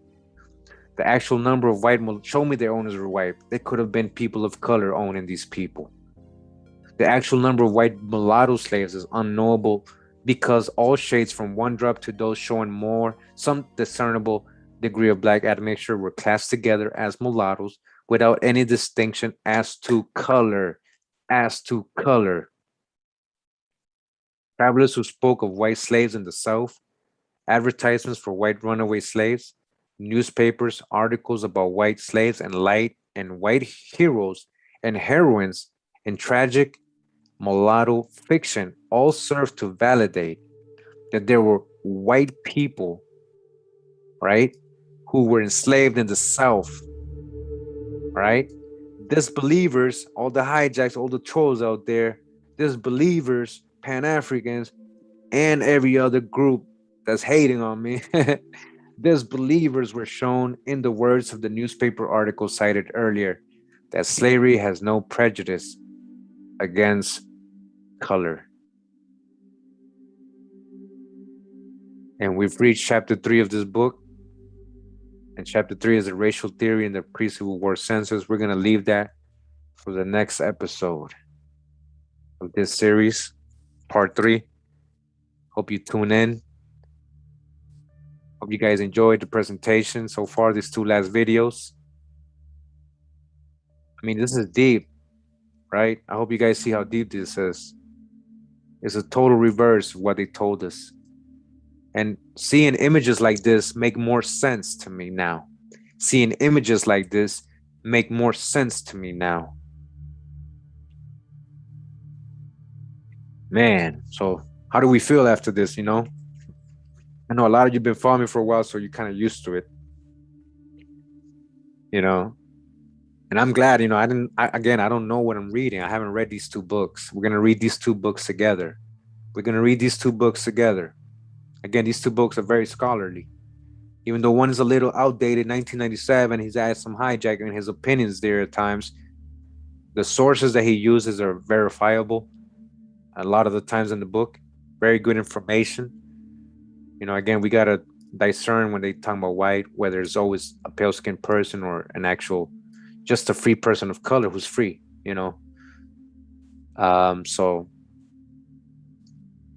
that's up to us, to try to even like look further. If you don't care, you don't care. If you just want to look for Indians and stuff, but there might be a whole history you're missing out on here because you're getting confused in these records and the census, and you're seeing white, black. But I thought he was. How can I have a black slave owner? No, this isn't. Oh, how can I have a white ancestor? No, that's not my family. You gotta just really be careful. It might be your family. It might be colored people. It's just status. So I hope you guys enjoyed the presentation. I mean, I'm excited to keep reading this, and I promise we're gonna get back into all the old what we were doing in the beginning, the ancient American videos, indigenous videos. But we can't ignore this part of history, and that's what I'm doing right now. Full overstanding. Can't ignore this. This is in a lot of your ancestry here. When you guys do your genealogy, what we're learning, it plays out in this, and it correlates, it proves it. It proves it. Like the lady was saying earlier, the elder, her granddaddy had a plantation. I remember we had potatoes, squash, corn. We had everything. We had everything. And then the other lady, right? She's saying, no, we were all family. We weren't slave, like we weren't the slave. We were just all family. We were all family. Black Confederates, huh? Swarthy Confederates, huh? You know, I gotta be careful what I put in my titles and stuff and what I say now. I gotta be careful now. They got me censored, right? They're trying to censor me. Yeah, that's why I said the N word a lot. Like, you know, the N word. You know, I had to say N word. I can't even say nothing close to that. You know. So hopefully I passed this review because I had to manually get this reviewed already. They told me it's not suitable. They already told me this video is not suitable for advertisement. All right, like literally, they they say, nah, not this one, Kurimeo. Like, sorry, man, I don't think this one's suitable for advertisement, man. You know, I'm like, why? Well, we're still looking into it. Yeah, we'll get back to you. We'll get back to you. We gotta create an excuse. We're not done yet. So again, you know, you guys sat here through the end. You know, I wanna just, you know, if I have this book here, The Forgotten Cause of the Civil War. I'll try to put the other one, but it's a Kindle book. It's like so hard to get out of Kindle, but I can screenshot it and make it if I eventually take the time to do that and share it with my patrons, and I probably will eventually. But this is my Patreon page. Again, this is patreon.com/Kurimeo. You know, I got a lot of great books here I share. It's a new month. It just started. This is September 3rd. I'm about to share a whole lot of things this month again. I share a lot of things with my patrons. You know, I try to keep them informed and have these sources, the ones that are really hard to get to, you know. And so if you want to support what I do, you know, because YouTube ain't allowing me to grow, want to support me and make this a thing I can do always. Sort of like at least keep me up on my feet, you know, so I can keep going and not worried about having to get a job or just I mean I have a job, but to spend too much time on it and eventually just get out of that and just focus on all this and information and the genealogy. I'm actually helping a lot of people doing their genealogy. I do about 3 a week. You know, I'm booked from here to November to December. You know, I'm booked. Like literally, I've been booked all year so far. You know, and it's amazing what we're finding. What we're finding correlates with all the information that we're reading. You know, and there's no Africans there. Haven't seen one. Only when they make up one. Oh, his answer. He must be a slave of an. No, where? Show me the source for that one. There is none. It's just a story that somebody put it there, created, fabricated. Like Alex Haley, just like Alex Haley, how he fabricated roots. He got sued for that. Did you guys know that? He got sued for that. Google it right now. Alex Haley sued. Google it right now if you're a disbeliever. So again, many posts here on my page. You know, if you like to take advantage and also support me at the same time, you know, and talk to me more personal. There's an instant message here and everything. All right. So I would appreciate any help. If you can't, don't worry. This is only if you're willing and able. I'm going to do my thing anyways. Right. But blessings to anybody who has been supporting me. All the patrons there. Make sure that you guys go back to the Patreon. You might not get a notification always when I post something, so check it frequently because I'm always sharing things. You guys download it, get the pictures and books and the items I got there for you. All right, send me a message if you ever want to talk. You know, no problem, I'll answer. So once again, thank you for being here. You guys are an awesome audience chat. You know, I didn't see much hijack here, honestly. You guys are communicating with each other, talking very respectfully most of the time, and actually almost all the time. I didn't really see any hijack unless, you know, I couldn't really, honestly, I couldn't read the whole chat the whole time because I'm reading. But, you know, I got the corner of my eye, I'm looking, you know, I'm making sure no hijacks trying to come in, you know, no hijacks. All right. So let me see. We're going to shout out to Antonio Jackson. Shout out to Antonio Jackson, man, for the beat we're about to hear. Where you at? Hold up.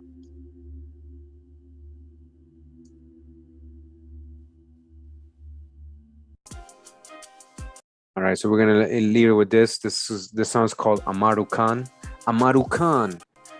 Antonio Jackson. Thanks for the beat, brother. Yeah. Yeah. Wow. Wow. Thank you very much for being here, tuning in. Like and share. Make sure you like the video before you leave and share it. Please share it with everybody. Not because I want views and money, because I want the information to get out. I'm tired of being in this society. Let's make a difference. If you're a teacher out there, make sure you start saying something about the education we're receiving in our educational systems and institutions. Come on, help me out. Help me out. You can do your part, whatever part you got, whatever talent you got to bring this out. Let's do it together. Let's do it together. We learn this and we do something with it. Actions, right? Actions speak louder than words. You know, we all know that. We all know that. Again, it's been a blessing. It's a great opportunity to be here again with you guys one more time. I enjoyed myself today. I learned a lot because I hadn't read these books. So I'm starting to get a kind of clear sense of what's going on here with the Civil War.